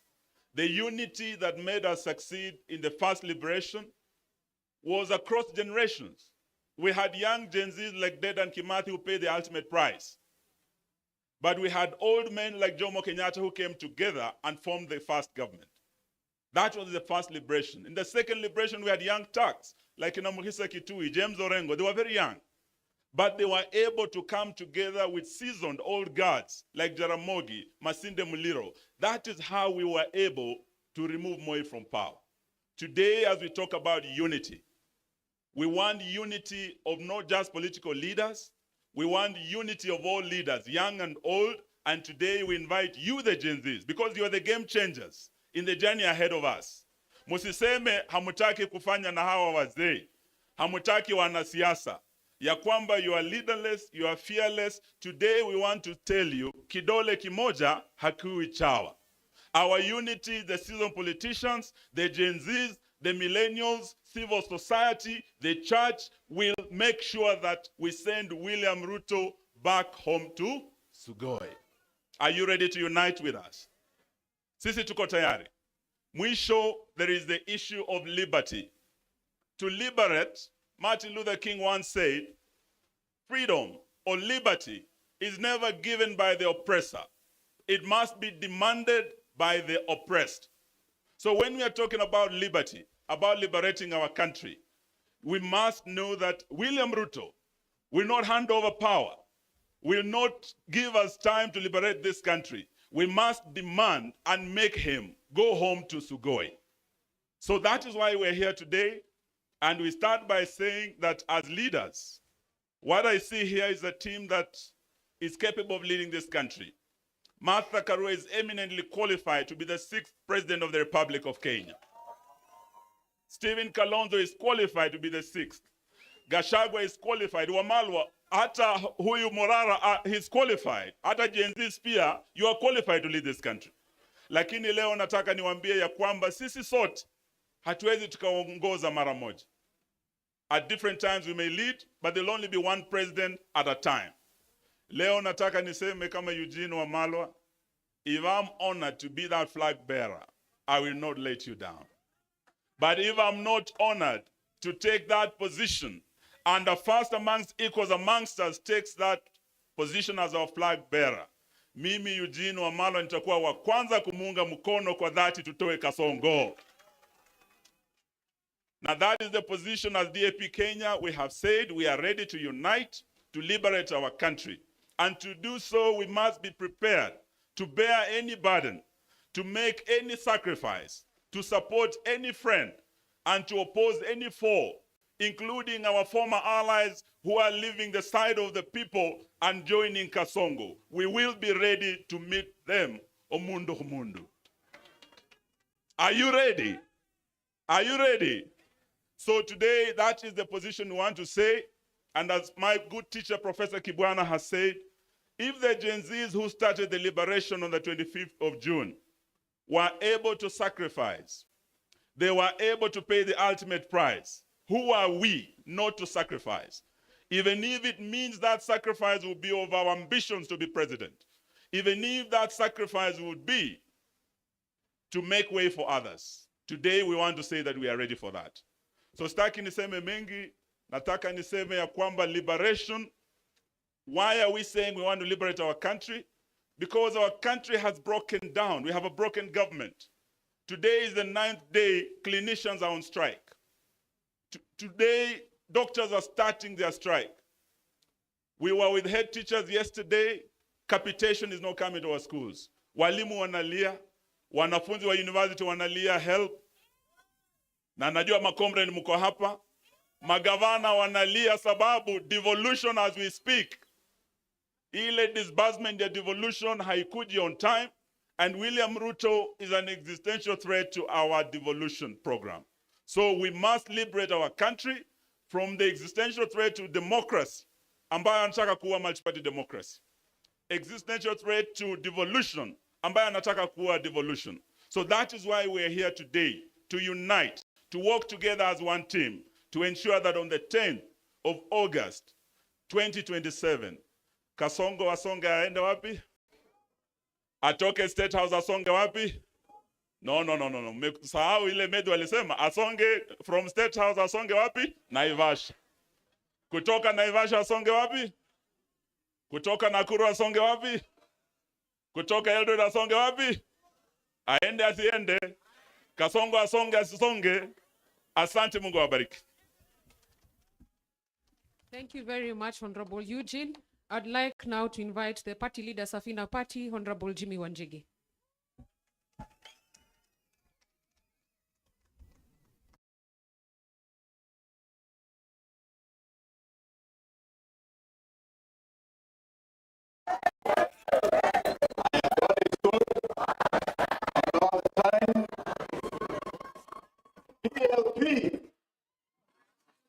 PLP. Kwani muko na njaa? Leo ni siku ya PLP. Hata mavazi yangu unaona ni ya PL. My dear sister Martha, my good friend, tuko hapa kwa ajili ya wewe. You have been a source of courage and excitement to us. You have been a source of friendship to us. You have been there when this country needed heroes. You have been there when we needed champions. And Martha, we are here with you.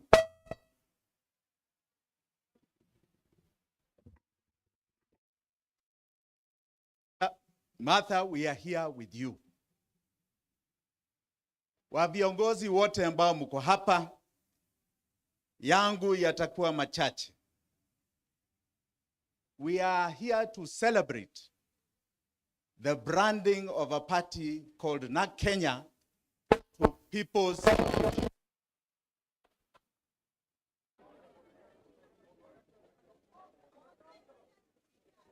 People's Liberation Party. Munanisikia sasa? Munanisikia vizuri?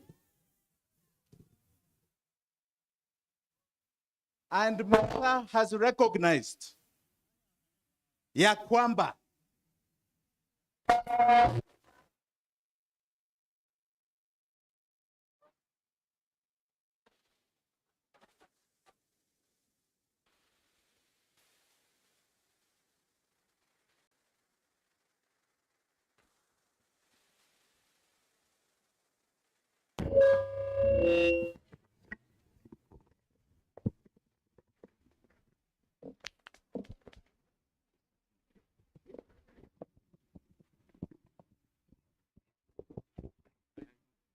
inaonekana Kasongo anainterfere hapa. Kasongo aende asiende? Aende asiende? Ruto must surely go. Na aende kabisa kabisa kabisa. Martha, you have recognized ya kwamba you have been a hero of the second liberation. Na wakati huo, I heard somebody say here, history does not matter. It matters. Hata ile history ya yule poet, sijui Wakabete. It matters where we have come from. The history of Hard Wamalwa talk about is very important history. Tumetoka mbali. And Martha has been part of that struggle. Has been in the forefront of that struggle. Na hata yeye amerecognize ya kwamba we are here at a different liberation. The first liberation was our independence. The second liberation has been about our democracy, political democracy. Na hii ya tatu ni ya economic. And this economic liberation, musidanganywa na mtu, it is going to be as hard as the political revolution that led our forefathers into Mau Mau. There shall be sacrifices of our lives because this economic template ililetwa hapa na watu ambao wanaitwa wabeberu. It was brought here 100 years ago and it has been cemented. We have changed from white to black leaders, but none of us are prospering. Just the few are prospering. Economically ni wachache tu. So we must understand what this liberation is about. Our unity si ya kusema tu ati tunatoa Ruto. At America, if I'm going to give my 2 cents, America, the Democrats were united around one thing. We are united to remove Trump, to make sure Trump does not come. We hate Trump. Walishindwa ama hawakushindwa? Walishindwa ama hawakushindwa? We must unite on defining for Kenyans what happens when Ruto is not there. After Ruto, what is this country going to be? Itakuwa namna gani?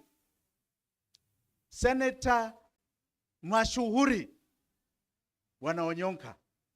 One thing I like about you, and I must say I like about Mheshimiwa Mbui, is that you have understood numbers. You have understood numbers and facts your numbers. Ruto today is known as Zakayo kwa ajili ya tax. Si ushuru ndio kazi yake? Atumalize. You must ask yourselves why? Why? Being a thief is only one aspect. The budget that Senator Onyonka is talking about, 4.2 trillion, ambao iko kwa bunge saa hii. 3.2 trillion ni recurrent expenditure. Si ya development, ni ya kukula. Na ukiangalia hiyo 3.2, 2.2 inaenda kulipa madeni. 2.2 inaenda kulipa madeni. 400 is needed for operations za serikali. 500, 600 ya salaries. Unakuja sasa kwa madeni.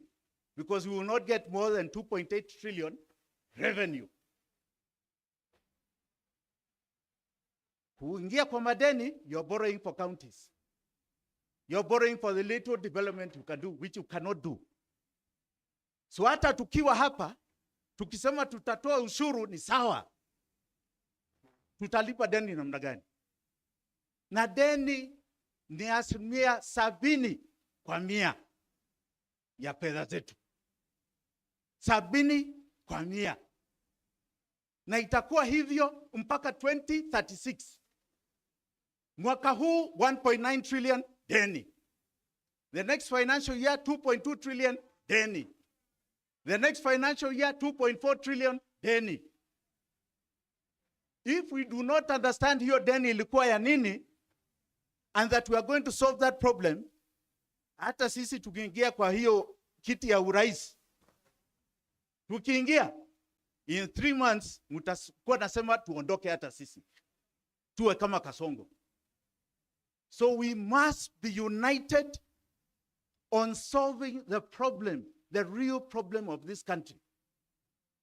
Not just to say we are united. There were people who were united before they told us freedom was coming. Iko wapi?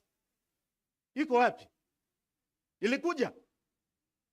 And today they are here with us because they were cheated. Because they were cheated. There were others who were told, like my dear sister, that there is a liberation coming from Raila Amolo Odinga. Leo Raila ako wapi? Na ni rafiki yangu, ako wapi? Ako wapi? The two deputies are united here, na wao wako united kule kwingine. Let us be careful about this unity. It must be about framing the questions of the people of Kenya. Na Gen Z mulifanya kazi last year. Mulifanya kazi. You changed the politics of this country. June 25th, mulimaliza Kasongo. But you also finished the politics ya kienyeji. Mulimaliza hiyo ya kienyeji ya zamani. You are now in the politics of Dodge. Dodge, kama Americans wanasema. Kuna mjaluo aliniambia hiyo inaitwa donge. Dodge ya Elon Musk is where you are. You are changing the fabric of our politics. Do not stop. You are today, you are tomorrow, you are the day after. Asanteni sana, God bless you all. Thank you, sir. Thank you, Mheshimiwa. We have all heard the wise counsel from our leaders. And of course, that is to say they have heard our messages, because remember, we had a rider. Tulikuwa na mazungumzo hapo awali na tukasema kwamba paka tueleze viongozi wetu vile ambavyo tunataka. Na kwa jinsi ambavyo mmepata kuwasikiza, sinaona kweli wanaelewa kitu ambacho wananchi wanataka. Si ndio? Sawa sawa basi. Ladies and gentlemen, your excellencies, kindly, I wish to request with the utmost humility to introduce more leaders who have also joined us here today. May I please recognize Mheshimiwa Wakili Edward Mureu. This is the member of Gatanga constituency. He's the founder member of UDA and currently the Secretary Legal Affairs of UDA. He's a NEC member there. Karibu sana mheshimiwa. Mheshimiwa, PLP, Unite Liberate. We are united. Kila mtu amefika hapa kweli. I also wish to recognize Mheshimiwa Jessica Mbalu. Mheshimiwa Jessica Mbalu is a member of the Wiper Party. She's a dear friend to Her Excellency, our party leader, PLP Party, and she's from Kibwezi East constituency. May I also recognize Dr. Peter Mbae. Dr. Peter Mbae is the former head of the Government Delivery Services. Asante sana, Dr. Peter Mbae. And I would also like to recognize a few more members who have also just arrived. We have Mureithi Kangara. We also have Honorable Muiruri. He's a founder member of the NARC Kenya Party at the time.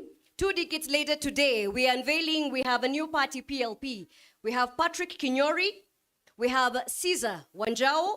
We have Kibe Mungai. We also have Professor Naituli. We have Mama Betty Murungi.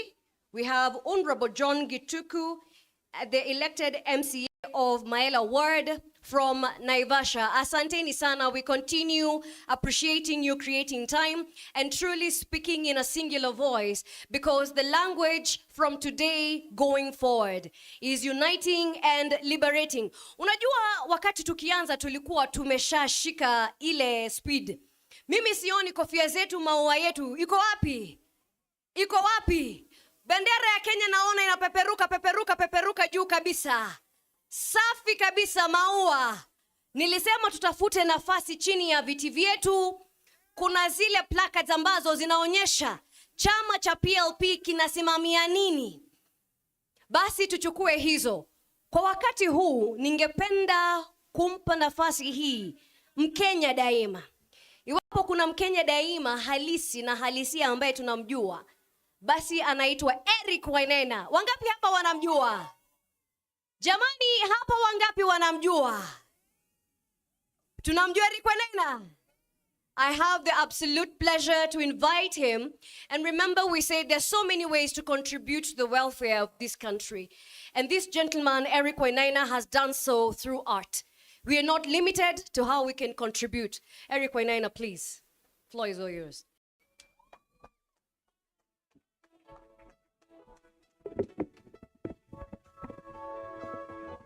DJ, just hang on for that for a second. Honorable Martha Karua, thank you so much for inviting us here today. Thank you, all protocols observed.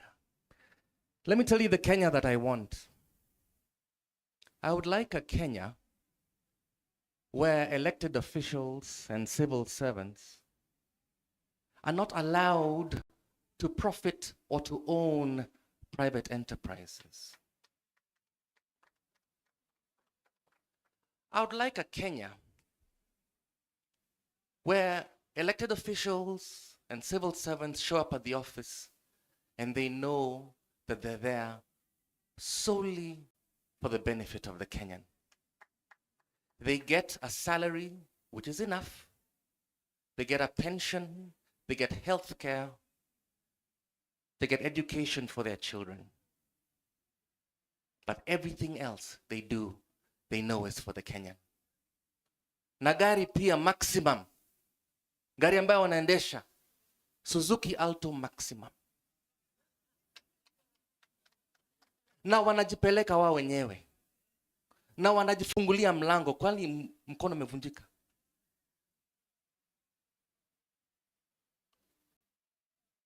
Kwa uchungu na mateso, kwa vilio na huzuni, tulinyakuliwa uhuru na vijana wa Gen Z.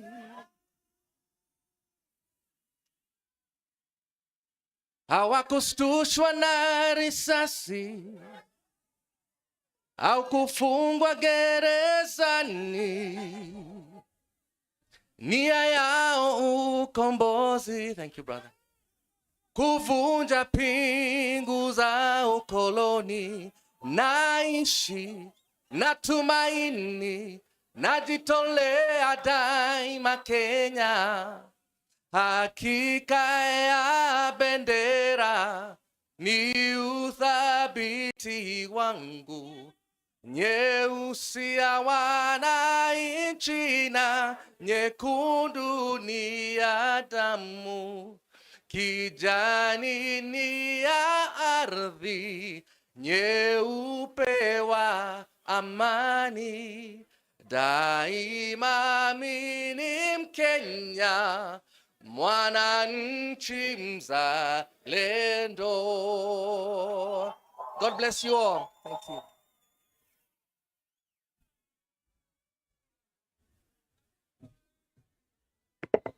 Asante sana Eric Wainana. Ujumbe upo nyumbani, sio? Daima mimi nini? Daima mimi nini? Let me see us wave our Kenyan flag up and high. Wave our Kenyan flag up and high. Daima nini? Asante sana. Eric Wainaina is also known for his heat. Inchi ya kitu kidogo. Na basi party leader wa Injector amesema akipata nafasi pale EACC atafanya kazi vilivyo. Asanteni sana. Ningependa sasa kuchukua nafasi hii ni mualike SG wetu, the Secretary General wa chama cha PLP, ili aweze kutuongoza kwa awamu inayofuatia. Awamu bila shaka sisi tumekuwa tumengoja kwa hamu na gamu jamani. Asante sana SG, karibu. Asanteni sana kwa uvumilivu wenu. I'd like to invite my boss and party leader, the Honorable Martha Karua, so that she can introduce the remaining speakers. Asanteni. Anguka now, check it. Anguka now, twende down low now. Stand up to your feet, mikono juu alafu click. Tuliza pesa alafu one leg. Anguka now, one leg. Anguka now. Anguka now.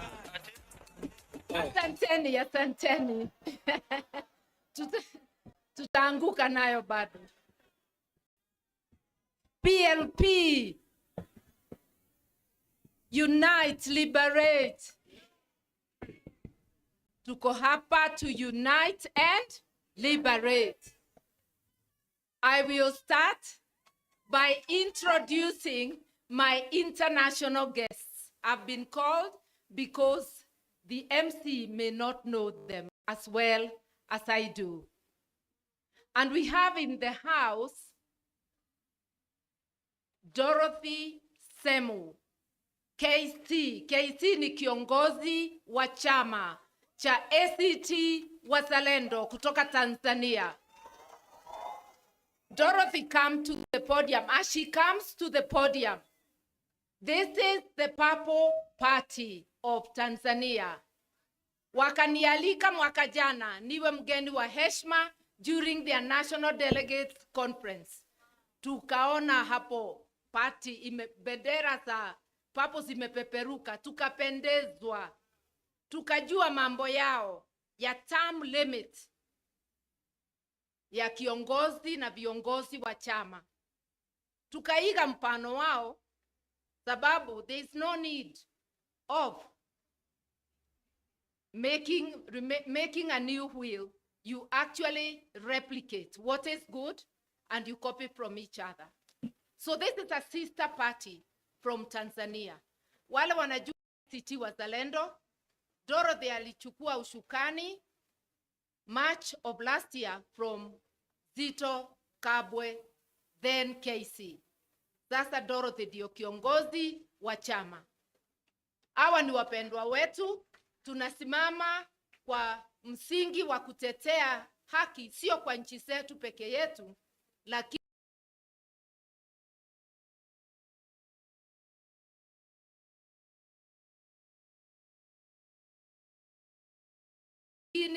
kwa Afrika Mashariki na Jumuiya ya Afrika yote.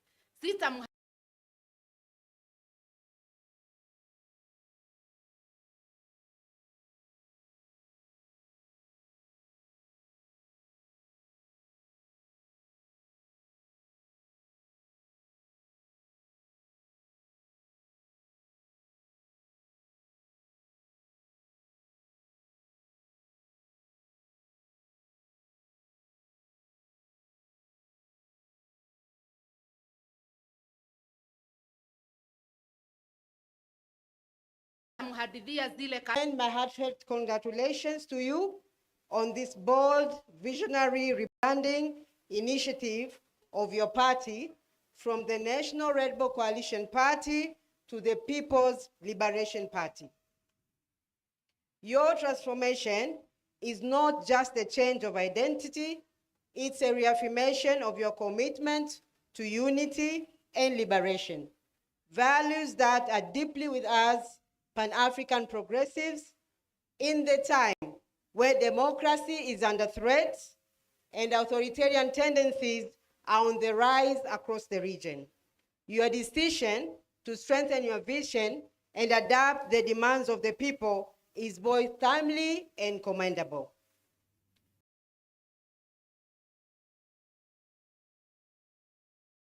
Solidarity is our strongest weapon. As progressive forces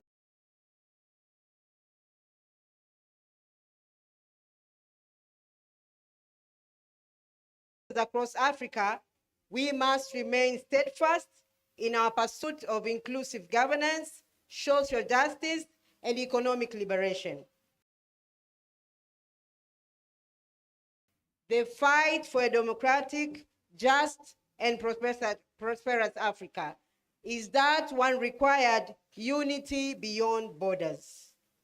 The challenges we face, be it political repression, economic inequality, or shrinking of civic spaces, demand that we work together, learn from one another, and support each other in shaping a better future for our people and the generation. ACT Wazalendo, in its foreign policy, believes in the power of regional collaboration. Your journey here in Kenya reflects our shared aspiration for a free and democratic Africa, one where political parties are truly people-driven, progressive, and transformative. That is why I stand here before you today, not just as a guest, but as a comrade in this great struggle. As you unveil this new identity, let it serve as a beacon of hope and determination for the Kenyan people and the wider region. Let it signal a renewed commitment to the ideals that unite us, the ideals of democracy, justice, and freedom. We in ACT Wazalendo stand with you, we celebrate with you, and we pledge to continue working alongside you as we build a Pan-African movement that champions the rights and aspirations of all our people. Congratulations once again on this historic moment. May this be the beginning of a stronger, more impactful journey. PLP, unite, liberate. Viva solidarity, viva democracy. Asanteni sana.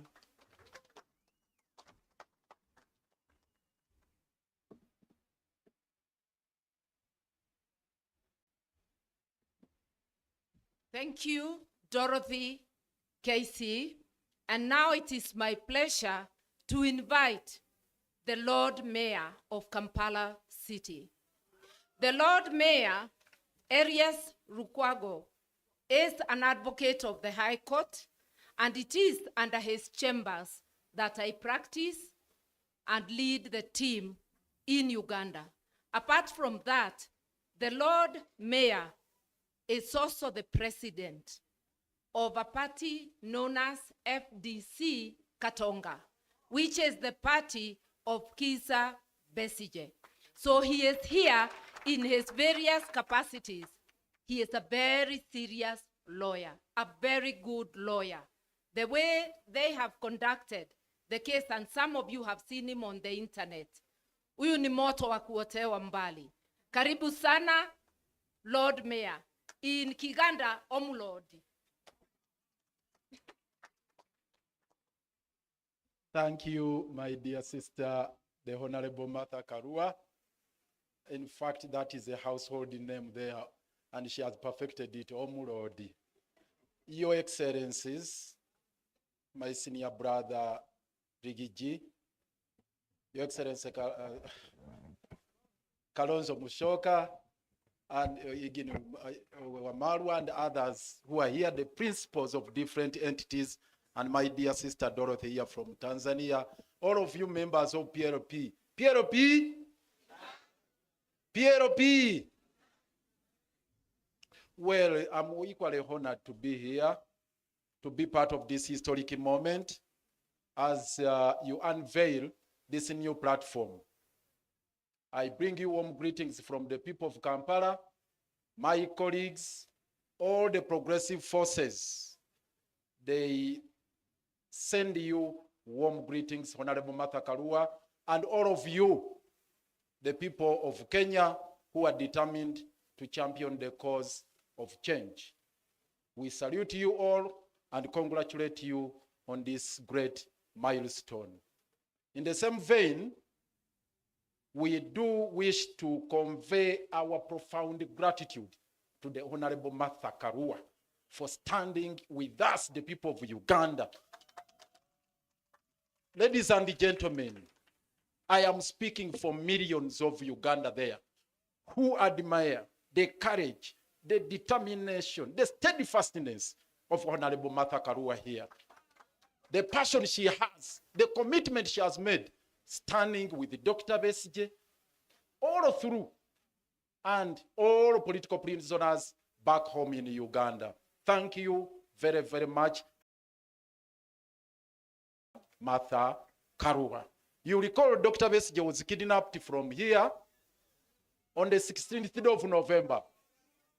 And he was, was taken in a military facility where he was detained for 3 nights. And subsequently, he was arraigned before the General Court Martial with a litany of serious crimes, which invite a sentence of death. And Martha Karua took a vow and said never to happen, that because the regime in Kampala of Mr. Yoweri Kaguta Museveni and his family, because we were first with the family rule, with his son as the CDF commander-in-chief of the defense forces, with his brothers, with his wife in so it's a family rule. And they had vowed to take Dr. Besigye through a perfunctory trial in the General Court Martial and execute him. The son said on the 9th of June, that's when Dr. Besigye would be executed. Martha Karua took a decision and said, never, that will never happen. And we set on a course to dismantle the General Court Martial. I'm bringing you good news. With the stewardship of the Honorable Martha Karua, we have finally brought down that tool of oppression, the weapon of persecution.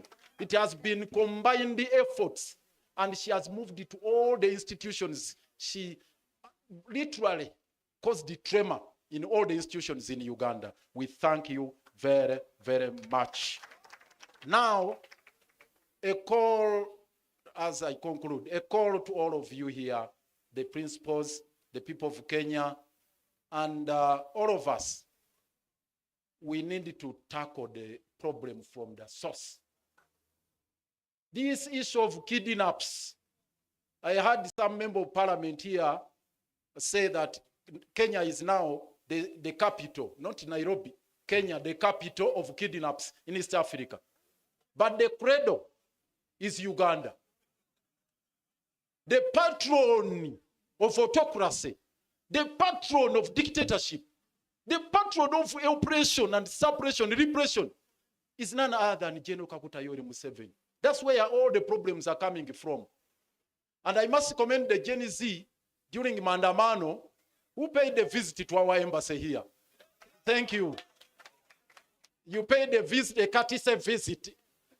Please, it was a courtesy visit. But it was a serious one. And it sent very powerful signals back in Kampala. And the same problem emanating from Uganda, it is spilling over. Now in Tanzania, in DRC, again our headquarters, our embassy was attacked, was invaded. And the people of DRC are wondering, Uganda, our second forex earner after coffee, is gold. Our second forex earner, our second major export is gold. But we don't have gold mines in Uganda. Then they say, how can this happen? So in DRC, they are crying. South Sudan, they are crying. Kenya here, we got shocked. And this is my call. We got shocked.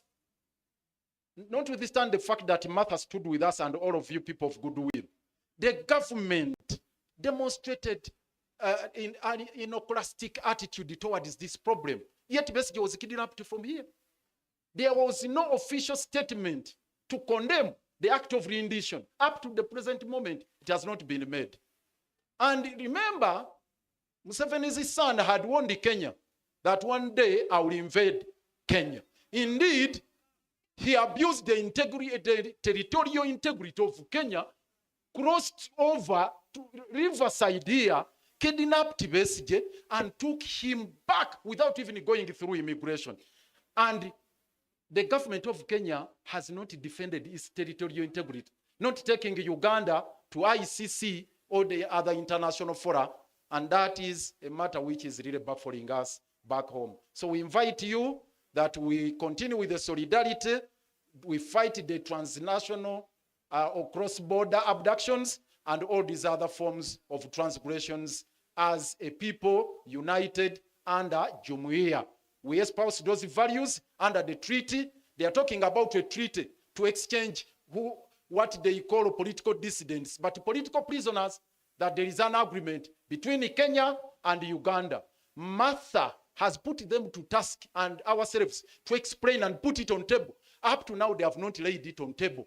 We ask the government of Kenya, I'm glad the MPs are here, the senators are here. Why don't you demand for that treaty to be put on table? That you have an agreement between Kenya and Uganda to exchange political prisoners. That has taken us by surprise because there is a treaty which provides for the mechanism and the procedure. We have extradition laws which are being abused. So all these are serious matters we need to pursue jointly and in a concerted manner, local here in Kenya, in Uganda, East Africa level, at a continental level, and international level. Finally, Martha has mobilized quite a number of lawyers from all over Africa who are storming Uganda to fight for justice, to fight for equity, to fight for fairness. Thank you very much. The very last one, there is a senator here who attempted to sing a liberation song from Uganda. Allow me just to grace this historic moment with this song. We shall overcome, we shall overcome, we shall overcome someday. Deep in my heart, I do believe we shall overcome someday.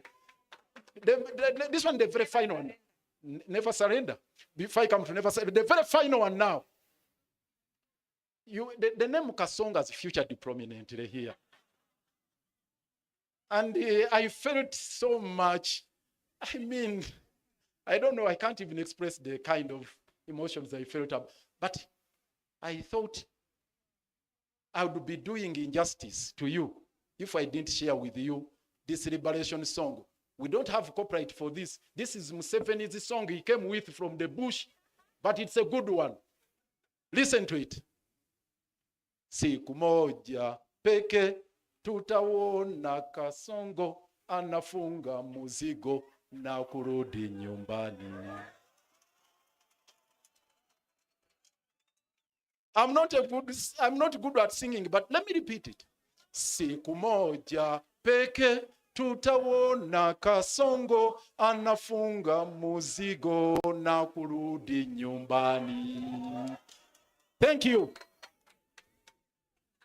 I think he did not sing the real liberation song, which we sing in court, and sometimes Dr. Besigye opens it when the court, especially when the court martial was rising. This song is just to say we never surrender, and it's not to surrender to oppression, to injustice, to anything. Never, never, never surrender. Never, never, never surrender. We will never, never, never surrender. Never, never, never surrender. We must never surrender to injustice. Asante sana Omulodi. And now, since I was made the MC to invite my international guests, I'll go ahead and invite the two remaining guests, one of whom is my twin political brother, politically speaking. It's none other than my friend, His Excellency Kalonzo wa Musyoka. Anguka now, check it. Hey, anguka now, twende down low now. Stand up to your feet, mikono juu alafu click. Tuliza pesa alafu one leg. Anguka now, one leg.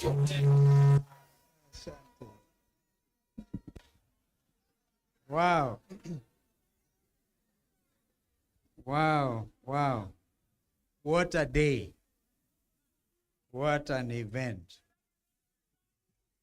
Kumbe hata Museveni anajua Ruto ni Kasongo. Our sister mother. Tafadhali. Kama mna shida muache. I can use the other one. Okay. Okay. I think they're okay. They're okay now. People's Liberation Party. Oh yeah. The call is there. Unite and liberate. People's Liberation Party. Unite and liberate. Wakenya hoye.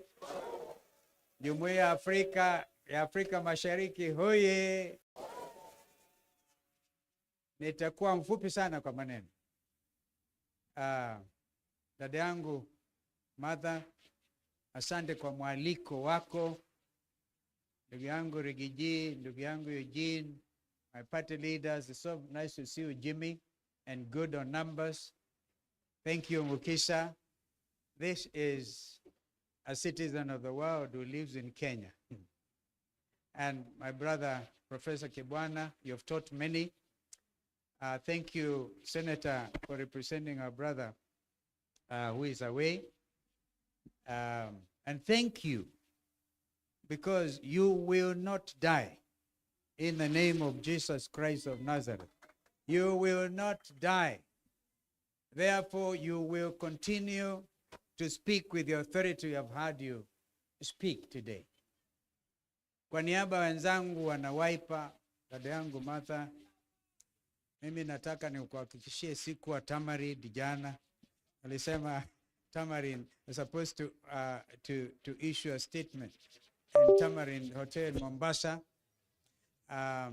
Therefore, ignore the disinformation, the panic.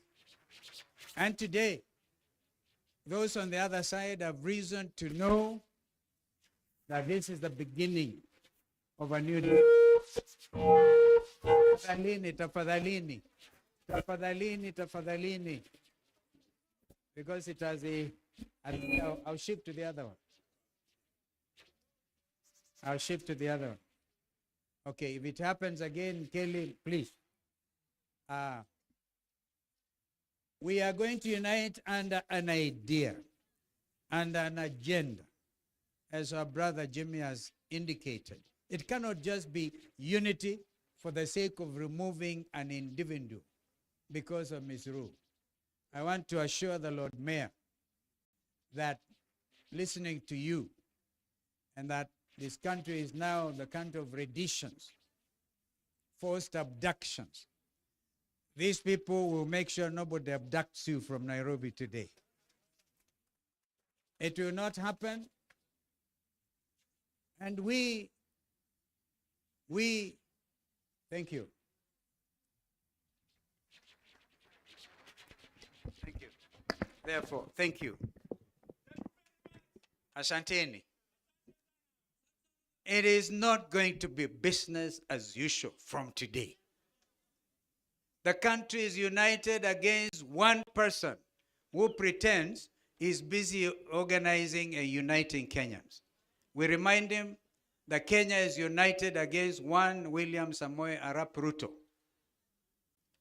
And it is evident today, absolutely evident, By the way, Mother, I heard it said that if you want to make a statement, then wear purple. The statement is made not just by the new National People's Liberation Party, but Kenyans. And we are going to do the necessary important things after today. It cannot be we meet here, celebrate the rebranding of NAC Kenya. And we all started from NAC, as Professor Kibwana reminded you, when we said Kibaki Tosha in 2002. Our sister Jane Kiara, I hope you're still in the house, is going to be bigger than 2002. It will be. Because Kenyans have every reason to rise up and say no to misrule, to injustice of the type we have never seen before. Mukisha, do you know that blood gold from Darfur is cleaned in Kenya and exported to the Arab world as originating from Kenya? So our friends in Uganda, you're not alone. And we will not allow it.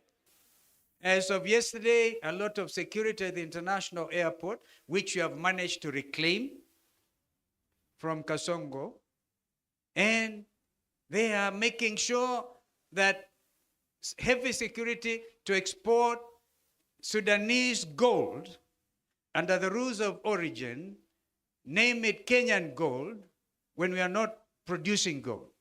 And this is inviting grave danger to us. The other generals in Sudan have vowed action. We will not allow it. We are going to be an action-oriented unity movement. And our sister mother, thank you. Thank you for starting. When I saw you go to Rigiji, I was wondering now, sasa wanaongea juu ya mlima na wanafanya nini? Kumbe it's deeper. And you even come up with a complete theme of unity, unite and liberate. We are going to escalate, by God's grace, escalate that theme. Na tutalala. I therefore want to say that from today, the country has seen unity. It cannot be the same. Our members of parliament, you stood here and held hands in solidarity. We urge you now to go to every village, go to every marketplace, and tell Kenyans the new dawn is already here. Our young brother Morara, we thank you for what you have done. You know, William Ruto gave me some names, and one of which was Mutu ya Katikati. I think I want to baptize him properly today. Alisema kule akiwa Western Kenya mambo ni matatu. Tutampa majina matatu, mawili amekubali. Jina la kwanza alikubali Zakayo. Gen Z walikata mti, Zakayo akashuka. Akakubali hilo jina alipokuwa Kisii. Akakubali jina la pili Kasongo. Even sang, dance to the tune ya hiyo Kasongo. Jina la tatu sasa akubali kwamba yeye sasa ni Kaongo. Mambo matatu. Uongo mtupu. But we don't want to dwell on that at all. I want to make a very serious proposal. In order to honor the young Kenyans who died, a lot of them on the 25th of June, which I call J25. June 25, if it meets with the approval of the young Kenyans, the Gen Zs, we will, Mother and our colleagues here, declare, because that is the true liberation day for purposes of fighting injustice and saying no to abductions and saying no to stealing of our resources and saying no to impoverishing our people. We will declare June 25th a public holiday. That is a proposal. And I can't wait to see, because you cannot wish that away. Our young people are still angry. but they have become the inspiration to the world. University students in Bangladesh took it up and threw out Sheikh Hasina. She had to flee to India. I had occasion to address a master's class in Uppsala University in Sweden, and they wanted to know, what is this miracle that has happened in Kenya about young Kenyans saying, we want our country back. Therefore, that inspiration continues even in Uganda, even everywhere in Tanzania. And the leadership of East Africa should not take offense. If anything, they should take the cue. Some of us believe intensely in the need to integrate East African region. I was there with the Jakaya Mrisho Kikwete and others, working with Rugunda, working to reinvent East African community, which we did. And therefore, when we sing our East African national anthem, amazing, sweet song, we have to live that spirit. But before we do so, each of our member countries must liberate themselves. We want to give you assurance that as People's Liberation Party. Do you know the Kiswahili version, mother, is ukombozi. Ukombozi umefika. It is not going to be easy. For a start, Gen Z, please vet every applicant who wants to be a commissioner for IEBC, the newly to be reconstituted IEBC. Because already those in authority up there give some unilateral budget, 61 billion. Wamezitoa wapi hizo? Vijana lazima tuangazie mambo haya, tuulize, where are you getting, by the way, under whose authority are you making this announcement? There's something there. We have to make sure the new IEBC will be above board, because that will be the team to lead ukombozi wa kidemokrasia.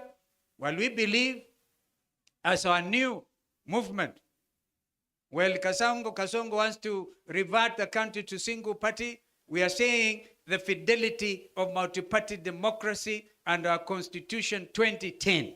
Therefore, you can see the numbers are going to grow. And we are going to make every Kenyan feel liberated, every Kenyan feel empowered. Our young people certainly taking leadership, and Sisi being there to mentor them. I felt I needed to say that. And mother, congratulations, my twin political sister. She is fearless. And thank you for standing so strong. And we will continue to walk this journey with you. We shall be selfless as usual. We will move. And now, the new brother in the kid in the block, Wamunyoro. I also come from Sekuru, Intawalika huko. Sekuru huko, watu wa Mrima. I think everybody now can feel. And any member of parliament who has been state captured, including our judiciary, and we are saying no. Thank you, Rigiji, for standing so strong on the need to have an independent judiciary. Mungu abariki, long live NAK Kenya, now People's Liberation Party. Unite, unite.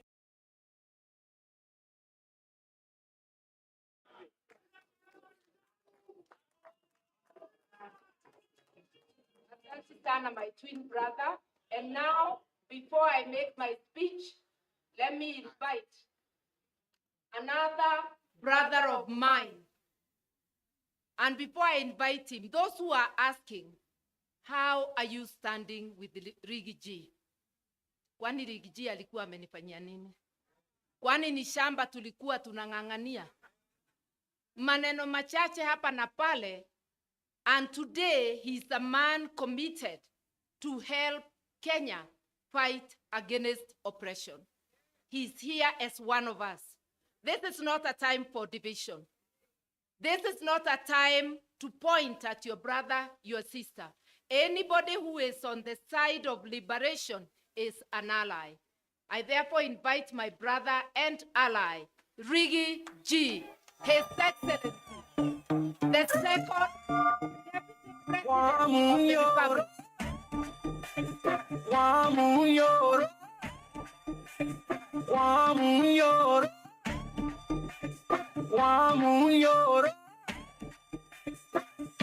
the truthful man. Express, moto manyomba. Express, manapeo wasi. Express, wa munyoro. Thank you, Santi. Thank you. Thank you, Santi.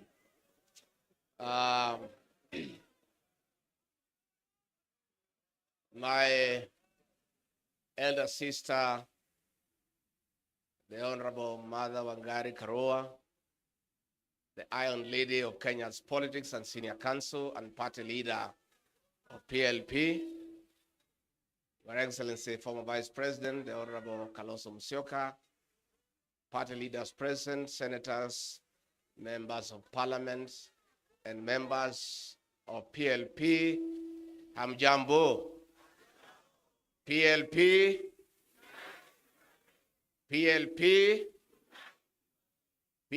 hoi.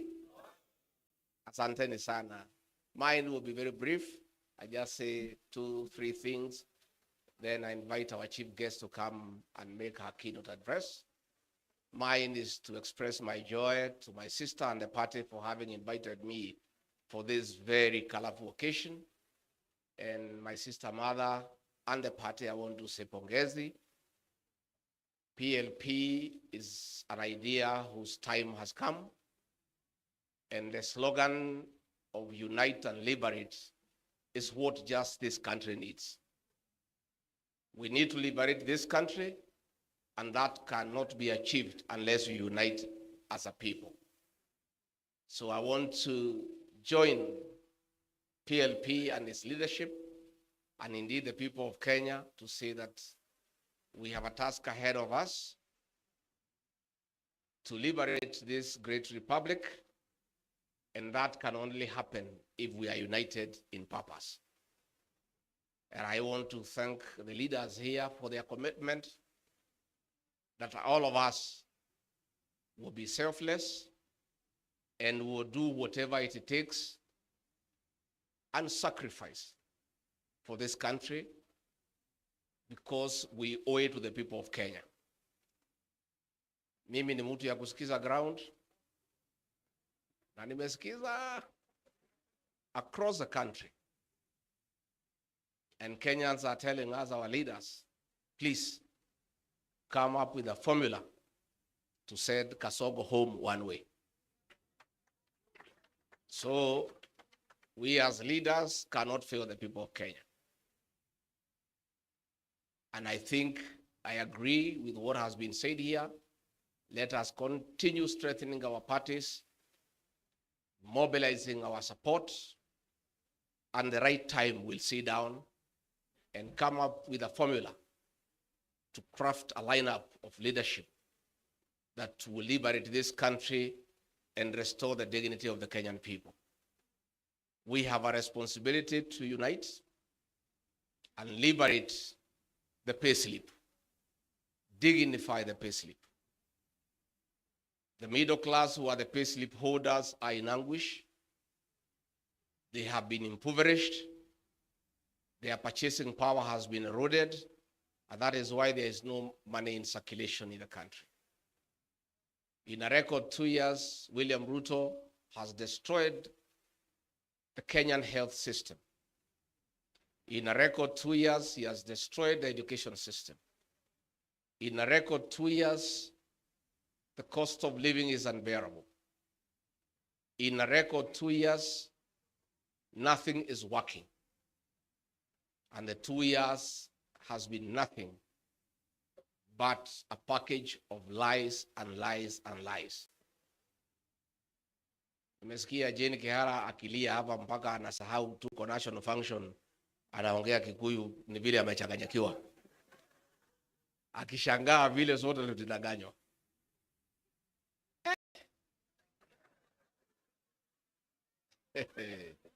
Hii jamaa tangu nizaliwe mimi Rigiji, mtoto ya Maumau, sijaona mtu muongo kama hiyo ile Ruto. Huyu mtu anakudanganya na amekuangalia. So many people have tried to blame me kutoka nyumbani. Wewe ulituletea huyu mtu ukasema ni mzuri, unamjua, atatuweka pesa mfukoni, instead ile kidogo ilikuwa kwa mfuko amefanya nini? Sasa watu wananiingilia, wananipigia kelele, lakini mimi najitetea. Mimi nasema sasa, mimi ni mtu ya kawaida tu. I'm just an ordinary Kenyan. Mtu tu alizaliwa pale wa Munyoro, amesoma hapo, ni mtu hana mpango yote, sijasoma sana, sina PhD, sina master, sina nini, mtu tu ya kawaida. Lakini kama huyu mtu anaweza danganya mabishop ambaye wamemwagiliwa mafuta na mareverend na mapasta, Rigathi Gachagua ni nani? You know, the politics of deceit and conmanship is what we are struggling with. This man came with a Bible. He could sing every song in my mother tongue. Sijui alikuwa anajifundisha saa ngapi. Sasa akifika pale, iko wimbo pale inaitwa Magegania. Sasa anaiba pale, sisi wote tunang'edhia, tunamwangalia. Tunasema Mungu ametutumia mala. This man can sing our songs. And he is not one of us. We were very impressed. So hapo ndio tulichanganyikiwa. Sasa mimi kufika pale after 6-8 months nikaanza kuona hii mtu ni nani. Na nikaanza kumwambia bwana, twende pole pole. Hii maneno ya kutoa pesa watu kwa mfuko tulisema tutaweka tuache. Anasema waenda kuwa kichwa ngumu. Sema situmalize zile barabara ya Mau na zile tulianzisha. Sema hapana, wacha kwanza tujenge manyumba. Namwambia na ile ahadi tulipatia kwa Wakenya, anasema wachana na ahadi hiyo, ilikuwa ni campaign. Sasa hii maneno yote tulisema kwani inawezekana? Hiyo ni maneno tu. So namuuliza, na tukirudi kwa uchaguzi tutaambia watu nini? Anasema hiyo watu tutawapanga. Msijali. Anasema unakumbuka mambo ya power, Omo with the powerful. Ikirudiwa mara mingi watu wanaamini. So hii barabara unasikia nikitaja, hata kama hatujengi watu watafanya nini? Anasema ndio unaona hata ile sabuni imekuja inaitwa Aerial, inaitwa ile Aerial ya Omo, because watu waliingia maneno ya Omo with. So anasema hii barabara hata kama hatujengi tushinde tukifanya nini? So we are faced with a problem as a country. Na Professor Kibwana nimesikia ukisema ati hii mtu atatusumbua. Hakuna, si tuko na dawa yake, tunamjua. Don't worry. Don't worry. Siku tutaingia kwa juu ya gari vile ameingia pale mwisho. We will dismantle him. Tutamuanika vizuri. Watu wakimwona wanawaambia wewe hatutaki uongo.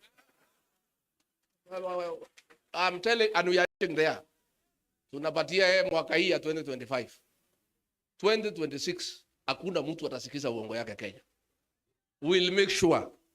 So don't worry, tuko sawa. Ile tu ningetaka just to tell the people of Kenya. Hakuna development itaendelea. Ile uliona era in budget juzi ya 76 billion. Hiyo ilikuwa ni pesa ya kuhonga wa Kenya. Pale Karen kwa ile mtu ya Mr. Yesa iko container ya 40 feet imejazwa pesa hapo. Iko ingine hapa State House dollars. Sasa kazi yao ni kuhonga viongozi. Lakini tuambie wa Kenya, hatuwezi kumwambia msichukue pesa. Mko na haja na pesa. Pesa mchukue. Na pale Karen imewekwa figure. Ndio usikize uongo ni shilingi 5,000. Ya kusikiza nini? Sasa watu wamerefuka pale. Si wamejua ni uongo, wakifika pale wakiongeleshwa tu wao wanasema maliza haraka utupatie pesa tufanye nini? Sasa tunataka kuambia wa Kenya, you cannot listen to lies for 5 hours. At 1,000 per hour to listen to lies. Tunataka tusikizane rates ya kusikiza uongo. Si tusikizane rates ya kusikiza uongo. Kwa sababu hii uongo ni mingi sana. Mnadanganywa barabara itajengwa na ni uongo tu, lakini mnawekwa masaa. So tunataka kuambia wewe Mr. Yesa, weka rate ya 2 hours. 2 hours 5,000. udanganye watu for 2 hours, uwapatie 5,000 wafanye nini? Ukipitisha 2 hours, mnasimama mnasema pesa ifanye nini? Tumekubaliana? Tumekubaliana. Sasa ama 1 hour. No, watu wanasema 2 hours is too much for 5,000. Sasa pale State House iko dollars. Hapo inalipwa in dollars. Na nafikiri ni hii ya gold hii ya Sudan. So pale pia pale sasa naye rais uweke rate. $1,000 watu wasikize nini? Because ni uongo peke yake. Then hizo hoteli tufungue mwaka 2025 na 2026. December hizo hoteli mbili tufanye nini? Tufunge. Tuangojee pale kwa debe. Na nimeona waziri hapo akitukana Gen Z akisema ati they are hooligans. Wewe hawa Gen Z ndio dawa yenu pale kwa debe. Hawa Gen Z is about 9 million. Vijana wetu tunaomba nyinyi, you are doing a very good job kwa smartphone. Very good job, Morara. But that is not enough. The real transformation of this country will happen on the ballot box. So tunaomba Gen Z mchukue vitambulisho na muandikishe kura. Alafu siku ya kura mjitokeze mapema. Saa 9 mko kwa laini. Na ukipiga kura una record kwa smartphone. Na kumobilize the rest of us, mtu mobilize. Tuko mikononi mwenu. You are the real liberators of this country. Sisi tutaunga nyinyi mkono because we have some experience and some exposure. But the energy and the knowledge to sort out Kasongo lies with the Gen Z. Sisi tutaunga nyinyi mkono, tutaunga nyinyi mkono. So me, I want to say thank you very much. We have committed, we'll work together. And Honorable Mother, I agree with Dr. Mukisa Kitui. You are now our mother. Wewe utuweke pamoja. Hii timu ikisabaratika, Honorable Mother Karua, Wakenya watauliza wewe. Wewe ndio mama wetu sasa. Anatosha hatoshi. The Honorable Mother Karua has a proven track record of fighting for democracy, resilience, and being steadfast. And she's priceless. Nobody can compromise her. So we need a mother figure around us.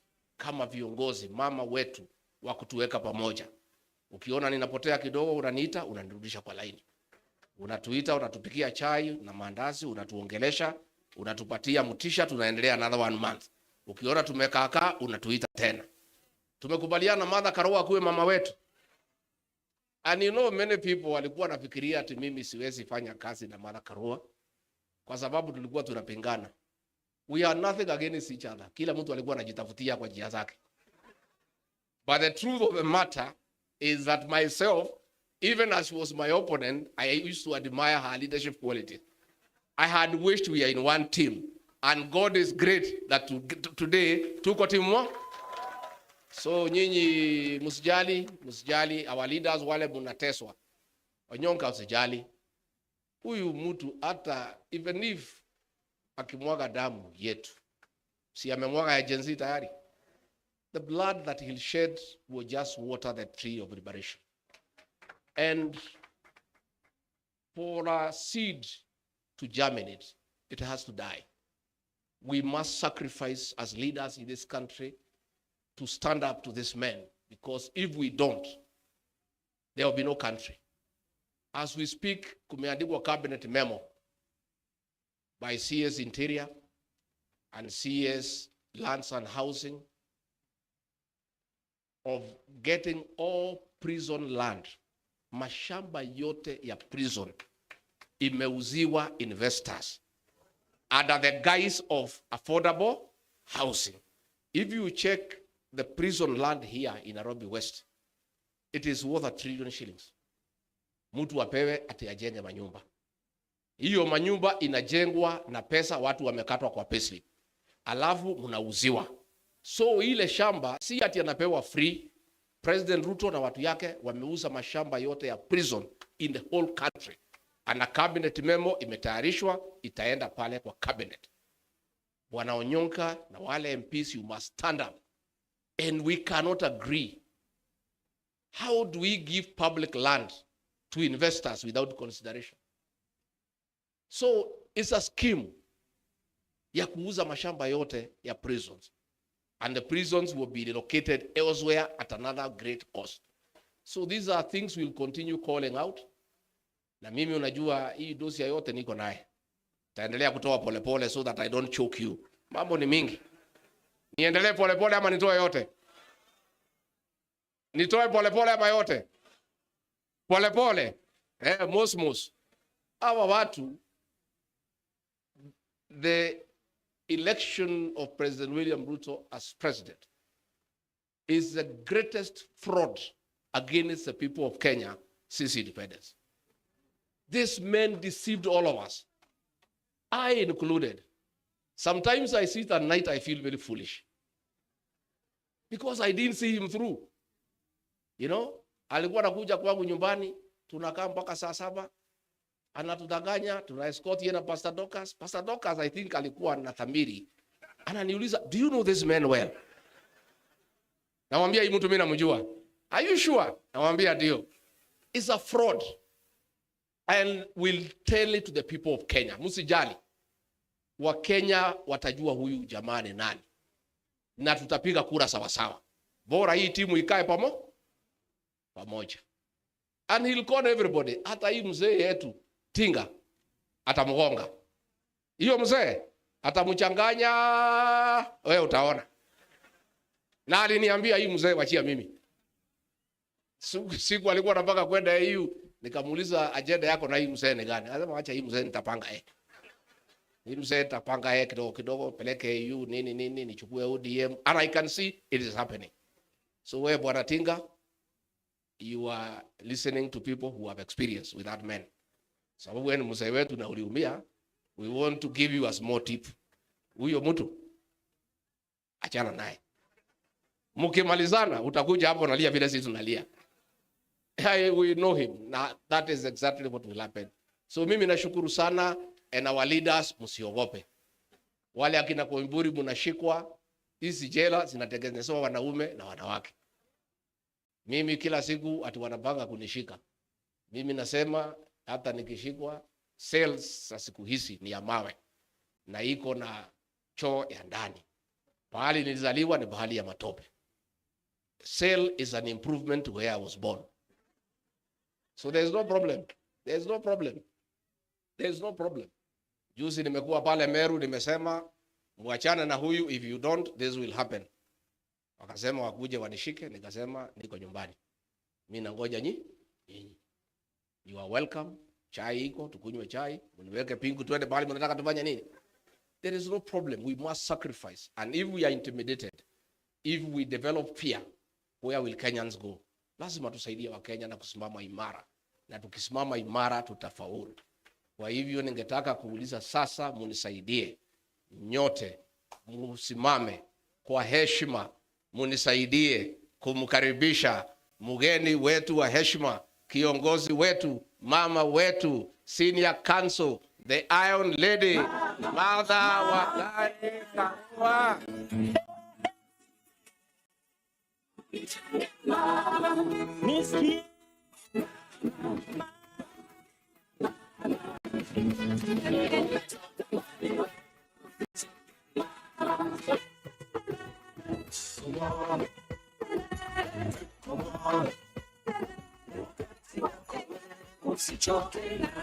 Sababu ya masaa, asanteni sana. Ndugu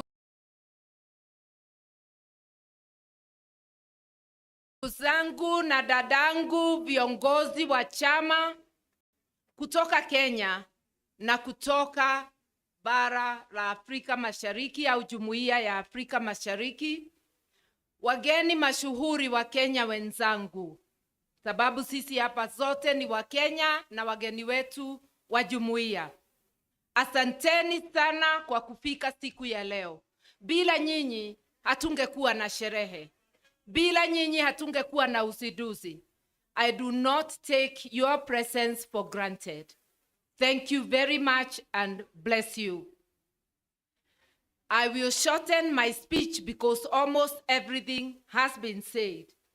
But today, I want to repeat, it's a historic day for the People's Liberation Party and for the country as a whole. When leaders gather as we have gathered here together, with a common purpose of uniting and liberating the country, it reminds us of the coalitions of yesteryears, especially 2002, when for the first time we had a change of government. We are now looking at a coalition that is going to unite and liberate this country. I'll begin by accepting the challenge given by my younger brother, Rigji, that I should unite, or rather be the convener of this group. And I'm going to say, subject to their consent. Yes, I am willing to do that. And I can see my twin brother here. He'll be at hand to help me do that. And I have had the willingness of all my brothers present, and also our East African brothers and sisters, about cooperation beyond the border. As People's Liberation Party, we are not just rebranding to have a new look. We are also renewing our commitment to the people of Kenya, our commitment to place your needs first, to fight, to unite and liberate Kenya, to stand with other leaders in order to accomplish this. The task ahead of us cannot be accomplished by one person or one political party. It's a task for all people of goodwill. You may wonder, how are we going to do this? I've expressed my wish to run for president. So has my twin brother. So has our young brother, who I should call my son, Murara Kebaso. Na kila mtu na wengine hapa wako na hizo nia, na wengine watajitangaza baadaye. And everybody is worthy. Every dream is valid. Kila mtu aendeleze ndoto yake, lakini zote tukiweka Kenya mbele, tukijua Kenya ndio ya muhimu kuliko mmoja wetu. That each one of us must subordinate their interests to the interests of the nation. And whoever gets selected as a candidate through a transparent method that we shall devise, we shall all queue behind that person.